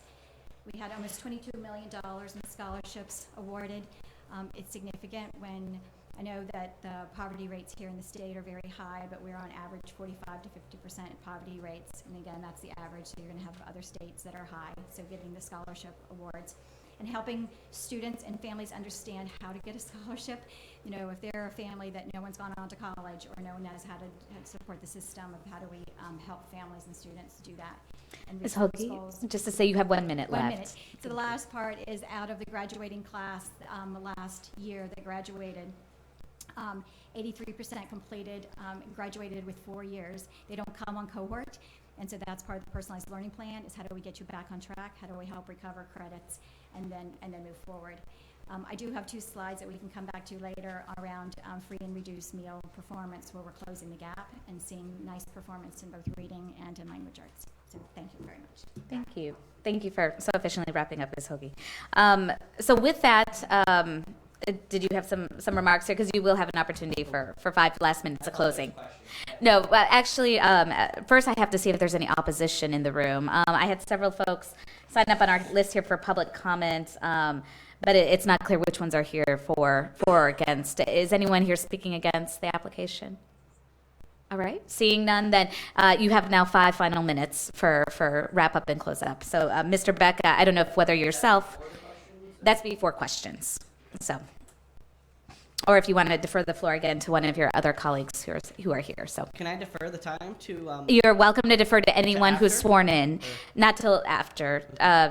We do this first, and then we'll have question answer. But you will get a chance to respond to our questions without time limits. So, this is just in statute time that's allowed for you to make your case before we ask questions. Pat Hoagie is going to present on those 2 slides that she wasn't quite able to. Okay, perfect. If I can do that, I think that would be great. And then I also wanted to frame it in the framework of an RTI system that is part of the core model of a Connections Academy program that responds to intervention and having multi-tiered instruction. Tier 1, as we know, is really all about the quality core instruction, about having teachers that are certified and receiving the support and the professional development they need, and what interventions, modifications, support need to happen in Tier 1. Then if students not meeting success, how do we give additional support in Tier 2? How do we give additional support in Tier 3? And then it's really about the monitoring. We all know that's what that means. How are the students responding to the intervention? And what systems do we have in place to make sure that if they're not responding, is it not the right intervention? Does it need to be more intensive? Does the frequency need to change? And then how do we help students? So just a little bit about free and reduced meal students, because again, I think it's just something that we're all particularly focused on, is that if in reading, and we look at the farm eligible students across the Connections supported schools, and we're looking to see how are they doing compared to the state farm students, and 90% of the time, our students are meeting or exceeding the performance of the farm eligible students in that state. Now, you want to do better than that, because if we're not all pleased with that performance, but almost 60% of the time we're exceeding that performance of the state farm, that in reading language arts, the students are exceeding that performance. In addition to that, in half of the states where we have, there's a connection supported school, the performance of the farm students are outperforming the non-farm eligible students, and we're really looking to see, again, that's the closing of the gap. So you can see that in reading, that 2.6% exceeded and 47.4% met. So that's farm students performing at equal to the non-farm students, and that's in reading language arts. Then the comparable data for math, if you look at the second bullet, it's about how do farm students, Connections farm students compare to the state farm students. And in math, you can see that 40% of the time we were meeting or exceeding. Math continues to be the area where we're focusing, but you can see at 13% of the time we exceeded. And again, that's the metric that we continue to watch, that performance. And then the last piece of that, in 27% of the tests, the farm eligible students, we were looking to see how are they performing against non-farm eligible students, and 5% exceeded and the 22% met. So again, we're looking to see who are the comparable populations, where do we want to move all students, and then how are students doing against those goals. So thank you. I hope that just provides a little more information and some more insight into how student performance is being viewed and then how students are performing. Thank you, Ms. Hoagie. So, Mr. Beck, you have a little over 2 minutes left. I don't know if you have any final closing remarks before we go into the just question to emphasize dialogue that, period. Oh, I apologize. No, please proceed. I do that to my students too. I really apologize. I do for doing that. But I wanted to emphasize that our board's unique in that we have a researcher, a nationally known advocate, and then we have a mother of 2 students who've been online and learned online in Arkansas. And the school is unique in that we're high touch as well as high tech. I just welcome your questions. Thank you, Mr. Beck. So we will, as we traditionally do with these type of settings, go around and give each of our colleagues a chance for question and comments. So Ms. Chambers, since I picked on Ms. Dean last time, this time you're it. So we'll start on this end. Wonderful. Mr. Black. Mr. Williamson? Okay. Ms. Saviors. Just a couple of quick questions. Mr. Beck, how did this begin with your interest, and did you contact Connections, or did they contact you? You sound like you've got a background. Yeah, absolutely. I mean, I've been an instructional designer, instructional technologist for about 17 years before I got my doctorate at the University of Florida, and now a proud Razorback. So don't hold that against me, please. But I got to know Connections mainly through my research as I went into the literature and started doing some literature reviews and things like that, and preparing to do some studies of vulnerable populations in online learning. Their name just kept coming up again and again and again, and so I contacted them, and that kind of helped initiate the contact. And so you were interested in establishing online learning for the state. That just personally you decided that's something. Actually, when I first contacted them, this was a few years back, I was more interested in research-related questions. But then about 2 to 2.5 years ago, I got an email from a colleague saying, there's potential for Connections to come to Arkansas. Are you interested in talking to somebody about maybe being on the school board? And I said, sure, I'll talk. I'm always, academics are good at talk. So I did that, and the rest is history. I think I'm just trying to determine the actual interest statewide in another online option.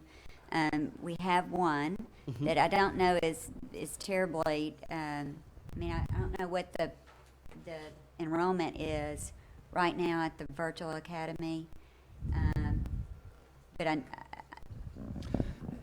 the last number I had, it was somewhere between 1,700 kids, but that's been a while since I've looked at it. And I also am aware that there's online learning occurring in Northwest Arkansas, and I think Fayetteville has a school. And is there another school? Does someone else have online learning? Springdale has a school as well. And I think that's what really made me, and I went back and watched the video that the charter authorizing panel approving the charter. And I think my questions were somewhat the same as Dr. Jones and Ms. Pfeffer, and that is because there are lots of folks in Northwest Arkansas who can serve as teachers.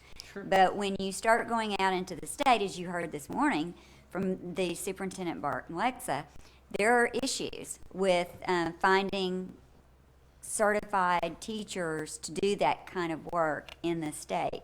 And that's going to be your really vulnerable population. So I agree. Yeah. And may I address that? Surely. One of the things that we're pleased is that we're available to all.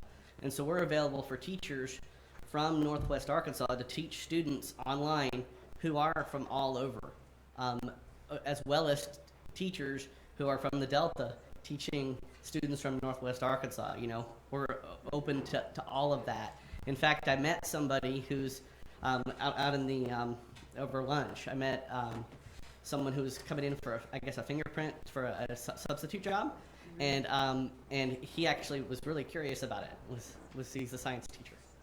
Well, and I guess I assumed, and maybe I'm wrong, that there was at some point some face-to-face contact with, so there's not. The face-to-face, it's a fully online school. Mm-hmm. The face-to-face contact would be during field trips and activities. So that way, students, whatever their income level, whatever their parents' income level or guardian's income level, they would be funded to go to different field trips, different activities, and they'd see their pals, their online pals. Mm-hmm. And they'd have an opportunity to interact with them, as well as there's a real emphasis made by Connections to make sure that their teachers attend the activities that the students are planning on going to. Thank you. Sure. Thank you, Ms. Avers. Ms. Sook. Yes. Ms. Hoagie, you gave us information on the free and reduced price lunch children, your low-income children. Do you have any similar data for the gap with regard to gains with your special ed and your English language learners? I didn't bring that today. We don't have that separated out. We can certainly get that. I will be happy to hear it anecdotally because I bet you know. Okay, great. No, she'd like your anecdotal. So thank you for that. One thing that that's really been surprising to us is that when Connections first started, we didn't know what type of families this would attract. And at one time, you're thinking it may be more of a gifted family and students who are excelling. But then we actually found that it was oftentimes families with students with special needs, students on IEPs or 504 plans, or families of poverty. So we'll just take special ed first, is that oftentimes when a student was struggling in a classroom where they needed to stand up and walk around every 15 minutes, or they needed flexibility in their day, which was a hardship in the school, moving to an online environment suddenly took that away. Suddenly we were having less 504 plans because you actually don't need a 504 plan to be at home and taking a break every 15 minutes. So what we were seeing was families were finding this, particularly those on the autism spectrum, were finding this an extremely good fit. So that we're taking away the distraction, we're taking away the other things that are interfering with learning, and so then learning is moving on that trajectory. So the scores that I showed you include our special ed populations, and we have 18 to 25%, in states, so they're represented there, and we're seeing nice performance. On the ELL side, we have a small percentage of students are ELL. That's typically when Connections Academy first started, we started as a K-8 program, similar to what's being proposed here, and then we were adding grade levels. And at the elementary level, like K-5, then you absolutely need a full-time learning coach being there, in the home with the student. So the curriculum is presented in English to the family. So many families where the parents were non-English speakers weren't choosing it, as an option. Then we add middle school, and then we added high school. Over time, we saw about a third of the families being elementary, a third being middle, and a third being high school. But now we're actually seeing that shift, which isn't surprising, but we're about 42, 45% high school at this point. So the ELL population is starting to grow because now you're getting students, who they're not dependent on their families being English speakers in order to participate. But again, finding a good support. Under Tracy Broccolino, the ELL program, we have a dedicated ELL program and staff and support to teachers, and to make sure that there's dedicated and certified staff in all those schools, particularly now. as we're starting to see the numbers increase. And again, where is that a good fit for the students, and that support is there. Okay, did you want to add something? Yes, please. Bryce Adams, State Relations for Connections. We do have some quantitative data from other states on that. It's in the very back of the written packet that we submitted. Okay, thank you. So these are the updates to Louisiana and Texas, and those are disaggregated, not by ELL because the population is so small, but we do have breakouts for minority students, students with disabilities, and economically disadvantaged. Okay, and also, if a student goes to your school, can they get a typical diploma, or do they do GED like homeschool? Nope, same diploma that anybody would graduate with in Arkansas from a public school. So we plan on first year offering Smart Core and Core. Okay. One thing I know in the authorizing panel, I can't remember if y'all withdrew it or they withdrew it, the requirement for an Arkansas teacher's license. And since you are a national, I would encourage you, if you get approved and if you prove yourself, that you come back, because we do have a shortage of teachers in Arkansas, and we don't have many opportunities to have teachers who aren't licensed. We have reciprocal from some, but if you're approved and prove yourself, then I think it would be helpful if you used teachers who are certified, obviously, but maybe don't live here or don't live in a state where there is a reciprocal agreement. I think that would ease the burden from the draw on the qualified teachers that we have here in the state. One of the things that you didn't mention today, but that I remember from the authorizing panel, and your Tracy, I think, is with special ed, really pointed it out about how you do have contact with social agencies and with child welfare within the communities. So if you have a child who's not showing up, or parents who don't, that throw up some red flags, that you don't allow for hiding in place. If the child's not in class, if there doesn't appear to be things that are going on right, the teacher will, and then y'all get involved with individual communities, and I'm real big on that. I think the concerns that I have had is whether, as a board member, that I should vote to approve schools that might not be a good fit for every child. And then I think, well, you know, there are places in the United States that if I had a handicapped child, I wouldn't want them to use that public school either, but that's not my choice. That's the parent's choice. So I have worked my way through that. But at the same time, would like for you to be, if approved, to meet the needs of all of the kids that do in fact come to you. Yes, and we appreciate that and share that sentiment too.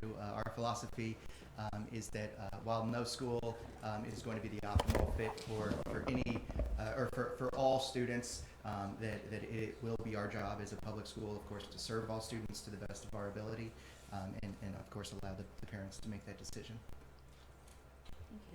Thank you, Dr. Barth. I think it partly to respond to Ms. Zook.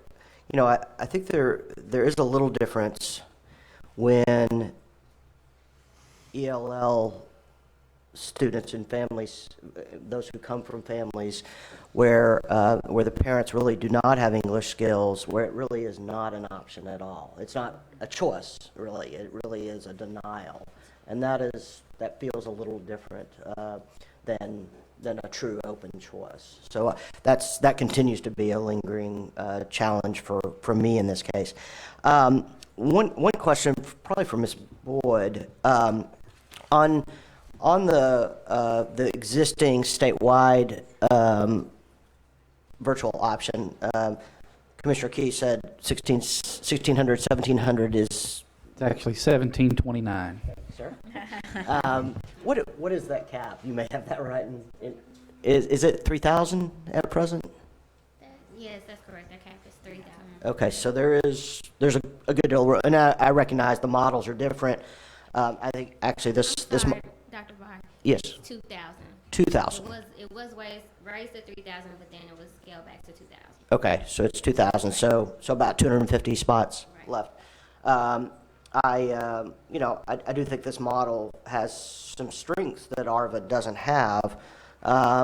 for sure, but there is still a lot of room to grow in ARVA. So that's something else that is causing me a little bit of heartburn on this one. I do have a question on the math scores, and that seems to be a lingering issue. And what steps are being taken to really tackle the math challenges that Connection students seem to be having? Thank you. And a lot is being done. And if we ask, like, what keeps me up at night? It's math performance is what keeps me up at night, because trying to think about what is it about this environment, what is it about the students and families that are choosing an online environment, that we need to try to figure that out. So one of the things that we found early on was the students who are coming are operating below grade level pretty significantly. We were seeing about 37% of students coming significantly behind in their math skills. We're also seeing that students who come late, enroll late, particularly the impact in math is significant, and so you get a double whammy when you enroll late and you enroll behind in math. So one thing that we did a few years ago is we created math courses that we call essential math courses. So we have a standard 4th grade math course. Then we said we're building an essential math 4th grade. And what it does is it goes back and takes the core foundational skills from 3rd grade and then interweaves those into the 4th grade math course. Because just because a student might have passed 3rd grade math with a 70% doesn't mean they've mastered all of those skills and at a point where they've got some automaticity and fluency with those skills. So then they're in essential math. It meets all the standards, the Common Core standards of 4th grade, but then it's additional scaffolding and support. We did that from elementary and middle school. So we went back in and created these new courses for kindergarten through 8th grade. In addition to that, we've done a lot of work this past year looking at learning sciences and the cognitive sciences, and particularly around math, and say, what is it that students really need within the curriculum? And areas that we focused on were the areas of practice, of saying, again, when do students need practice, how much practice, what's the right frequency of it, and that's sort of the breadth versus the depth component. And if they're doing practice, it needs to be in a safe environment. The minute you start to practice, and if you get a failing grade, you know, if I try 3 problems and I get 1 right and my score is 33, that moves into that sort of fixed mindset proof that math is hard, as opposed to I'm learning. So how do you take sort of the grading and the punitive piece out so that really the practice is a part of the ongoing learning? And then in that is teacher feedback, and making sure that students are getting feedback either through the system or through their teacher automatically to help. So practice and feedback come directly from the learning sciences, as well as intervention. So then when students are struggling, how do they get the intervention that they need?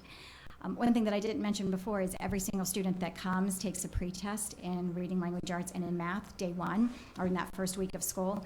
At the elementary level, we have the assessment is called LEAP, which is our own proprietary longitudinal evaluation of academic performance, and it's aligned to the Common Core math standards and practices, and then we do the same in reading. So we know day 1, you know, hopefully we have your prior state test score, but then we also have your pre-test score, and so we can assign interventions and identify gaps right away.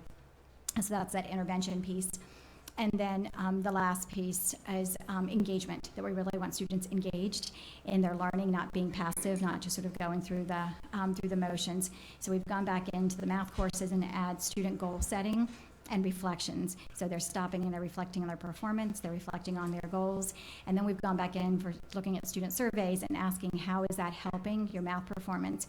And we did an Algebra 1 pilot last year, and we're seeing a positive, I don't want to say correlation at the moment, but there's a strong relationship between the students who are doing the reflections and that are stopping and reflecting on their learning and how they're performing against their peers that weren't doing those reflections. So these are all those subtleties within the curriculum, you know, where we need to make those enhancements. Based on the Algebra 1 pilot that we did last year, then this past year we went into every single math course, kindergarten through 12th grade or through Algebra 2, and made these changes. As you can see on the slides, we added introductory units, we added reflection questions, we created new multimedia interactives that model the next-gen assessments of how students are being asked to demonstrate their learning. Portfolio assessments, which students do within a unit, and it's really where you're applying your math. They were fine before, but they weren't outstanding, really. So we really went in and looked at every single portfolio And when Mary Ann and I were just talking at the break, she teaches math at a Texas Connections Academy school, and she said, we love the new math portfolios because it's a real-world application of what students just learn, which is what this is all about. Going back in, again, the targeted practice and the scope and sequence of depth versus breadth. That's in place this year during the 15-16 school year. We don't even have all the results from 14-15 yet. So this is sort of this catch up that what you saw before were 13-14 results. We're getting the 14-15 in, and now these are 15-16 enhancements. But in addition to this, we really are focusing a lot on a growth mindset approach, this whole fixed mindset in math where, particularly for our students, if they're home and if mom and dad are saying, we're not good at math in this house, or your grandmother wasn't good at math, or math is hard, then students are surrounded even more, than normal around this fixed mindset. So we have a new initiative, and I had personally called it I Love Math, thinking could everybody get to the point where they were saying they love math by the time they leave. We've renamed it now, thinking about the students, and it's called Math, We've Got This, which is just an empowering way to think about how do you make students comfortable with math, how do you make learning coaches comfortable with math and say, we've got this, and it's a part of life. And so now we've embraced it, whether it's in clubs and activities, if a speaker in the speaker series, in the career clubs, that if someone's talking to students, that they're showing the math connection, that it's not about math just in your math course, it's math every day. So there's been, and we have a slide or two, but it's this full initiative. And it's funny because now in the office, the minute somebody might pull up a spreadsheet or an Excel spreadsheet, and if it's got math on it, they start to say, I'm not good at math, and they catch themselves, and they're like, no, I love math. But it's a culture change, and that's really what it's about. It's for teachers. We did a brown bag meeting with teachers. We had hundreds of teachers come and just go and join in this conversation. And particularly this month, we're focused on math across the curriculum because it's everywhere. And if you're teaching Spanish or you're teaching social studies, where is the math and how are we making it obvious and deliberate for students? So I hope you're hearing that we're extremely passionate about this. We understand how important math is and how important it is in supporting teachers and their comfort with math, particularly elementary school teachers aren't always the most comfortable with teaching math or having really strong discourse around math, so we're trying to help teachers there as well as in giving them the support as well as the middle school and high school. Great, thank you very much. And then totally different area of question for Mr. Beck. So just to get clear on the board, there are some Connections employees on the board, is that correct? Yes, sir. Okay. Well, it was confusing the way it was written. There was a list, and I apologize. Yeah, I put together that slide, and these are Connections staff who we had asked to come and join us at this particular meeting to help answer questions. Okay, well, I even saw it in some of the documents here. So just to be clear, there are no Connections employees who are members of the proposed board. That's right. We are a volunteer board. Okay. And it's just myself, Virginia, and Carla. Okay, great. Thank you. Dr. Barth. Ms. Dean? No? And Ms. Newton? The only question I had was about the math, and you answered that very well. The other question was, you said that I think 90% of your students were able to enroll in college. Do you have any data on how they perform once they got there? Yes, I love that question. We have just partnered with the National Student Clearinghouse, and we don't have data that we're publishing yet. But one of the things that we were always thinking anecdotally, it was sort of our assumption that because students at high school were doing online learning, they were managing their time, they were being more independent, they were completing tasks similar to what's being expected in college. And that transition in your first year of college is often very hard because somebody before was setting your schedule for you or assigning your homework. And so we're always hoping, and our hypothesis was students would do better, during that first year. And so some of the early data that's coming from the National Student Clearinghouse, the students that graduated from Connections Academy schools and went on are persisting beyond the first year and staying into the second year at higher levels than the national average. So it's some early data, but it's very encouraging. And so now we have a large initiative around getting that data and then doing the analysis around that. Thank you. And I will entertain final questions from the board, but first, it is our understanding that Representative Dotson is still here and might like to make some remarks. Representative Dotson.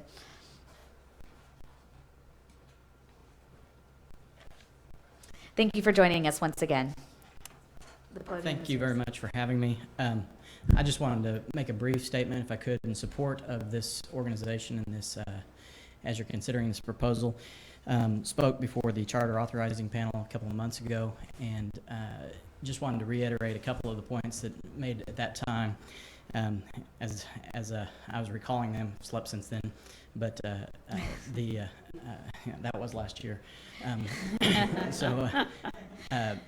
But as I was listening to some of the comments, brought some of these things up, and just a couple of the points with regards to having an online school or another option for online school in the state of Arkansas. A couple of thoughts is that it will open it up for more students, since not every school, as the point was made, is the right fit for every student. There will be more options for students that choose to take an online type course that will hopefully fit more of those students' needs throughout the state and create a wider selection for students. Second point would be that this would create more competition between the various options of online schools, so that their excellence is raised, the bar is raised for all students in the state choosing that particular type of format. And then secondly, with regards to teachers and openings, just as a little bit of perspective from Northwest Arkansas, I represent Bentonville and have knocked on almost every door in Bentonville multiple times over the last several years, and get the opportunity to talk to many of the teachers, many of the constituents that I have in that area. And a lot of teachers, surprisingly, teach out of state in Missouri and Oklahoma because we don't have enough openings in the area. I think there's a couple of reasons for this. One is that a lot of the teachers that we have in our areas, some of them are trailing spouses coming in for vendors, corporate world. I know that of at least two, my daughter's teacher and another in her school, their spouses work for the police department, and that's their primary job, and then they've got another job as well. And so not always are there a lot of openings and opportunities, and of course they try to get the best and highly qualified teachers.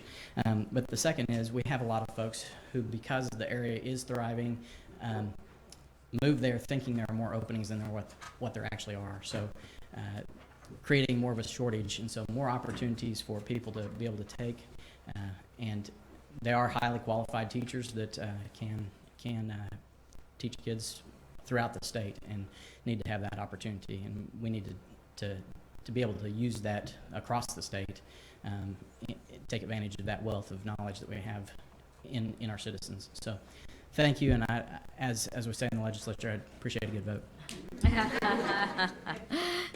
Thank you, Representative Dodson. With that, any final questions or comments from my colleagues? Yes, Ms. Savers, please. And I guess this is for Mr. Beck. Is there a threshold, a number of students that you must meet in order to maintain operation? Well, the cap, the first year, I believe, was 600, is it? Okay. Josh, are you still on with us? I am, yes. Could you please address this question? If you give me a second, sorry. Unless someone has that information quicker. I know in terms of the cap, it's 600 the first year, and then I believe it goes up every subsequent year. She's talking about the floor, referring to a floor, minimum. The contract says 50. Okay. You must have 50. You must have 50. Okay. And will there be a director here in Arkansas? There will be a head of school that will be hired, yes. Okay. That'll be one of the board's first jobs. Okay. Should we be approved. Any additional, Ms. Zook? Yes, and I think, if I'm not mistaken, Virtual Academy contracts with K-12. Who do you contract with? Well, we contract with no one at this point, ma'am. But And we have agreed to do an open request for proposals. But with that said, Connections is a very viable option. Thank you. Any additional comments? Then I entertain a motion.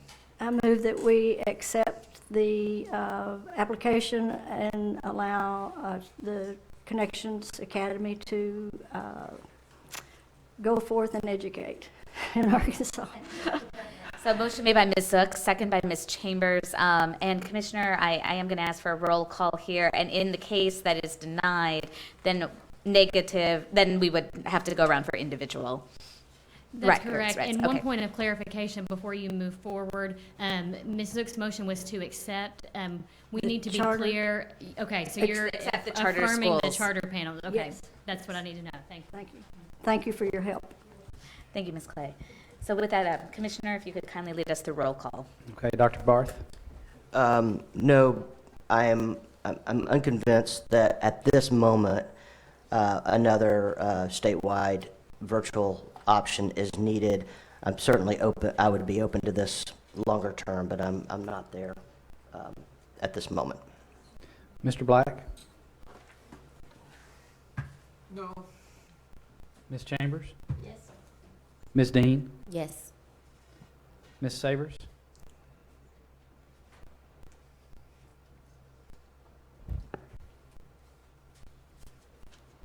I'm a tepid yes. I'm struggling, but I feel like the program's probably a good quality, and so that's what is okay. I heard you say yes. Mr. Williamson? Yes. Ms. Zook? Yes. 5 votes in favor. Motion carries. So congratulations, and best of luck with your endeavor. Thank you, and go Hogs. Yes, go Hogs, definitely. And I can actually say that because I'm from Fayetteville. Best of luck. Thank you all. Thank you. So I'm looking around to my colleagues here. Would folks like a small break? Or, yeah, small. So we'll take the actual time. Let's see, amongst all the different times that are here. We'll reconvene at 2:55. 2:55. 10-minute break. Thank you. I think Mr. Gocher fixed the clock. Yeah, no, it is. Isn't that nice? But then the iPad versus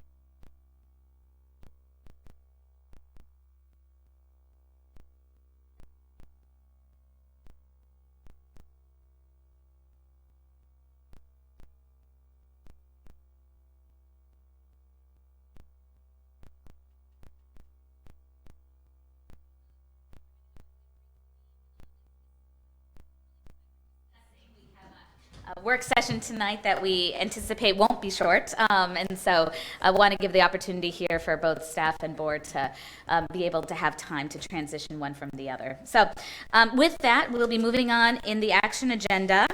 We are now at action item 6. And let me just see here. To recognize Ms. Pfeiffer and Mr. Rowland, please. Good afternoon, all. Michael Rowland, Education Preparation section at the Department of Education. Educational Testing Service is updated its American Sign Language Assessment. The test code is 0632. This test is currently being used for our K-12 license in American Sign Language. The new test is the American Sign Language Proficiency Interview, the ASLPI. The test code is 0634. The ASLPI is a 20 to 25 minute interactive dialogue. It's scored on a 0 to 5 point scale.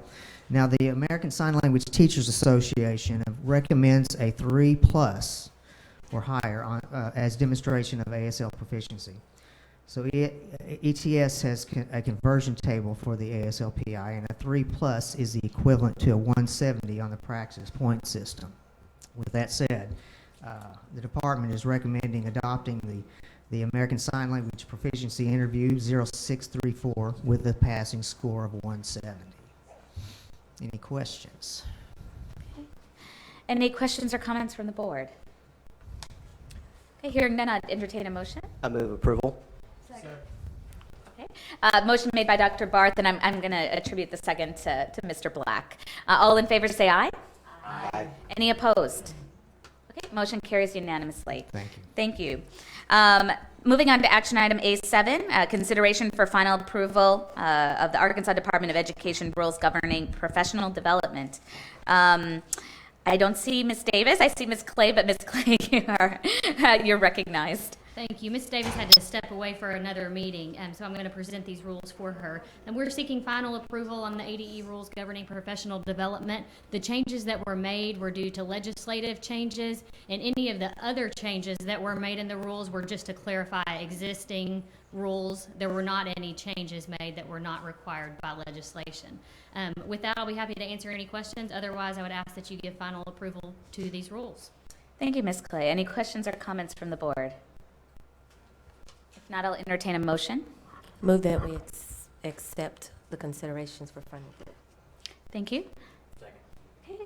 Motion made by Ms. Dean, seconded by Mr. Williamson. All in favor, say aye. Aye. All opposed?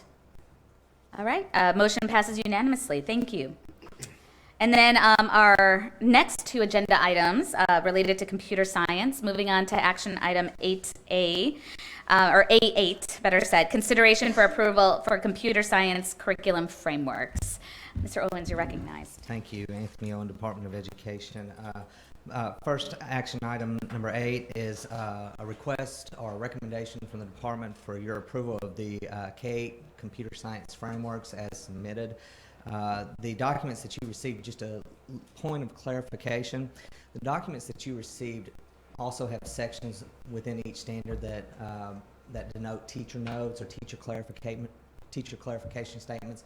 We are not asking the board to adopt the clarification statements or the notes per se, because those may change over time as our understanding of the standards change or how our state implements the standards may change.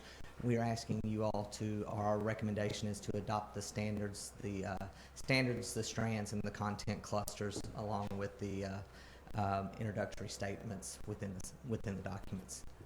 We'll entertain any questions if you have any. Questions or comments from the board? Okay. Seeing none, I would entertain a motion.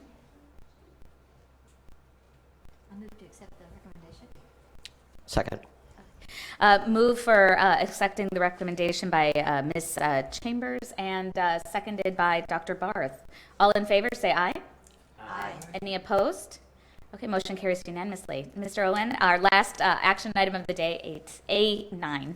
Well, first let me say thank you for adopting the standards, and I also, while I have a moment, want to say thank you to my committee members that are listed on the last page of those standards. That committee worked very diligently, came in 2 separate times for 3 days during the school week, worked until 8 o'clock almost every night, and they worked very hard to put those standards together. So they will be very pleased to hear that they passed, and thank you for that.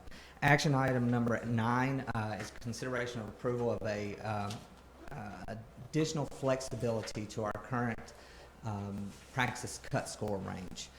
Whenever the cut score was first brought to the board for approval, we asked for a 171 to be the appropriate cut score, which is that middle range of what is the National Standards Settings Committee said was a just qualified candidate. After looking at the situation around our state, taking into account that we have no programs of study currently approved within the state, and that this is not a long-standing content area, this is really a burgeoning content area and a burgeoning assessment area for our teachers, we're asking for a little bit of flexibility to be built in. So while staying within the national standard setting, we're asking for a -2 SEM flexibility. This has been taken to the POSB. The POSB did recommend that this change take place, did vote on it on October 30th. So once again, we just would ask for you to accept the recommendation of a -2 SEM, which would set the cut score to a 159. And that is, once again, I just can't reiterate enough that it's because it has not been a long-term subject area such as math and other areas. We are trying to build up the capacity in this new content area around the state, and we just need that extra flexibility for licensure. Thank you, Mr. Owen. Any questions? Yes, Dr. Barth. So a couple of questions. So was the 171, was that at the mean, or was that at -1 SEM? That was at their middle. I won't say it was a mean. The mathematician me won't say that because they don't release their actual calculations, way they calculate that. But it was their middle of the national standard setting. Yes, sir. Okay. Now, and I totally understand the argument here, and this might be for Ms. Pfeffer. Do we have any other cut scores that are this low compared to the mean? And I understand the middle, and I understand the justification for doing it, but is this totally new turf for us? And I honestly don't know the answer to that question, and Michael Rowland may be listening, so he may come back in He here actually in a minute. just came in. No, he's here. I saw him sneak in. Okay, so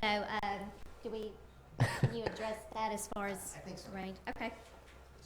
Well, this test, and like all practice tests, are really intended to assess someone once they finish the program of study.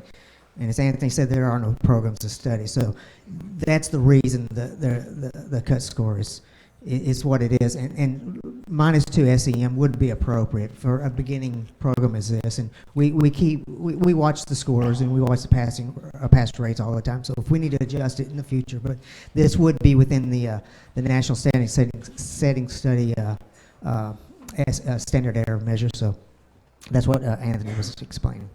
Did that answer your question? Yeah. And so when would we anticipate a review of this in terms of kind of evaluating what the right cut score would be going forward?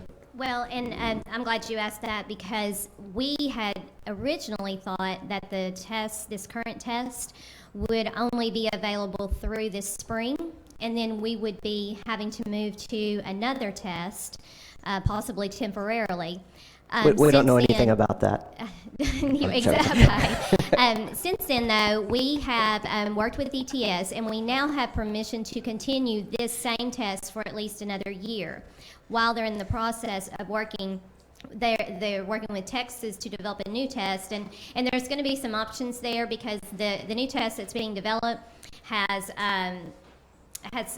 maybe 4 sections, but there's a 5th section that could become state specific, and so we're looking at that. So the reason now to go ahead and use the -2 SEM, it's going to provide us with more flexibility in the range of a just qualified candidate. And it's also giving our programs time to get started. We have, I know for sure, 1 that's going to be reviewed. We may have had 2 submitted. So we anticipate some programs coming out pretty quickly. and some, just more preparation around the standards that are emerging. So with all those things together, then at least for the next year, we would use this test with this cut score, and then we're going to look at where do we go from here in terms of another test, and then we would have more information to base a new standard on. So really, I guess to answer your question, another year. Okay, thank you. Dr. Barth, if I may interject just some additional information, and while this is a very low end, mathematician screams at the statistics, so please take this as nothing more than anecdotal because of the end level. If we look at the Arkansas test takers from June till December 2015, we had approximately, there were 35 test takers. We had 37.1% that scored a 171 or above our current score. If we lowered it, if we added the flexibility of the 159, that would move that percentage to a 42.9. So we're talking about a 5% increase in passage. So we're not talking about a huge jump, but I think it sets candidates' mind at ease. And right now, my argument or my discussions with Ms. Pfeiffer and different individuals about why this is a need is because right now, based that we don't have teachers coming through programs of study, and a lot of the capacity is going to be built from teachers in the field. We have many teachers who have taught computer science for multiple years that are afraid to take the test because they've heard that it is such a hard, high level test. And we want high level, but we also want people to at least engage in the work and feel like they have a chance. And so that is a lot of the reasoning behind my recommendation. We just add some flexibility that say we realize that we may have not had all the information up front, and now we're just looking at reconsidering it. And once again, when we look at going over to the new test, not this coming year, but the following year, then we will be able to go through the full process of having a state standard setting meeting prior to the adoption of the score, which we weren't able to do in this particular instance either. Great, thank you very much. Thank you, Mr. Owen. Any additional questions or comments from the board? Then I'll entertain a motion. I move to approve the practice cut scores. Okay. A motion made by Ms. Dean and seconded by Ms. Chambers. All in favor say aye. Aye. Any opposed? The motion carries unanimously. Congratulations, Mr. Owen. Thank you once again, and I know you are ready to break, but I am not doing my normal report tomorrow, and just wanted to give you all opportunity if y'all had any questions over any other topics of computer science. Simply because most of what I would have said y'all addressed today. Perfect. No, I think go forth and keep making coders. Thank you so much. Great. Thank you so much. I'll take a motion then to adjourn. All right. Motion made by Ms. Zook, seconded by Ms. Saviors. Thank you so much. All in favor? I guess I should. Aye. All right. Thank you. That's a unanimous motion. And just a reminder to my colleagues, we are reconvening at 5:30 at the Pulaski County Special School District Administrative Building for dinner. And then at 6:30, we will go next door to the high school, which is where we will actually be having the town hall, the community conversation. Are we going to walk over there? Drive. Yeah, between the Okay. buildings? Drive. Ms. Kaufman says drive between the buildings. So if you have any questions, then Ms. Kaufman is the one definitely to speak with at this time. To get there from the Marriott where you all are staying would probably be, with traffic, I would say at least 20 minutes.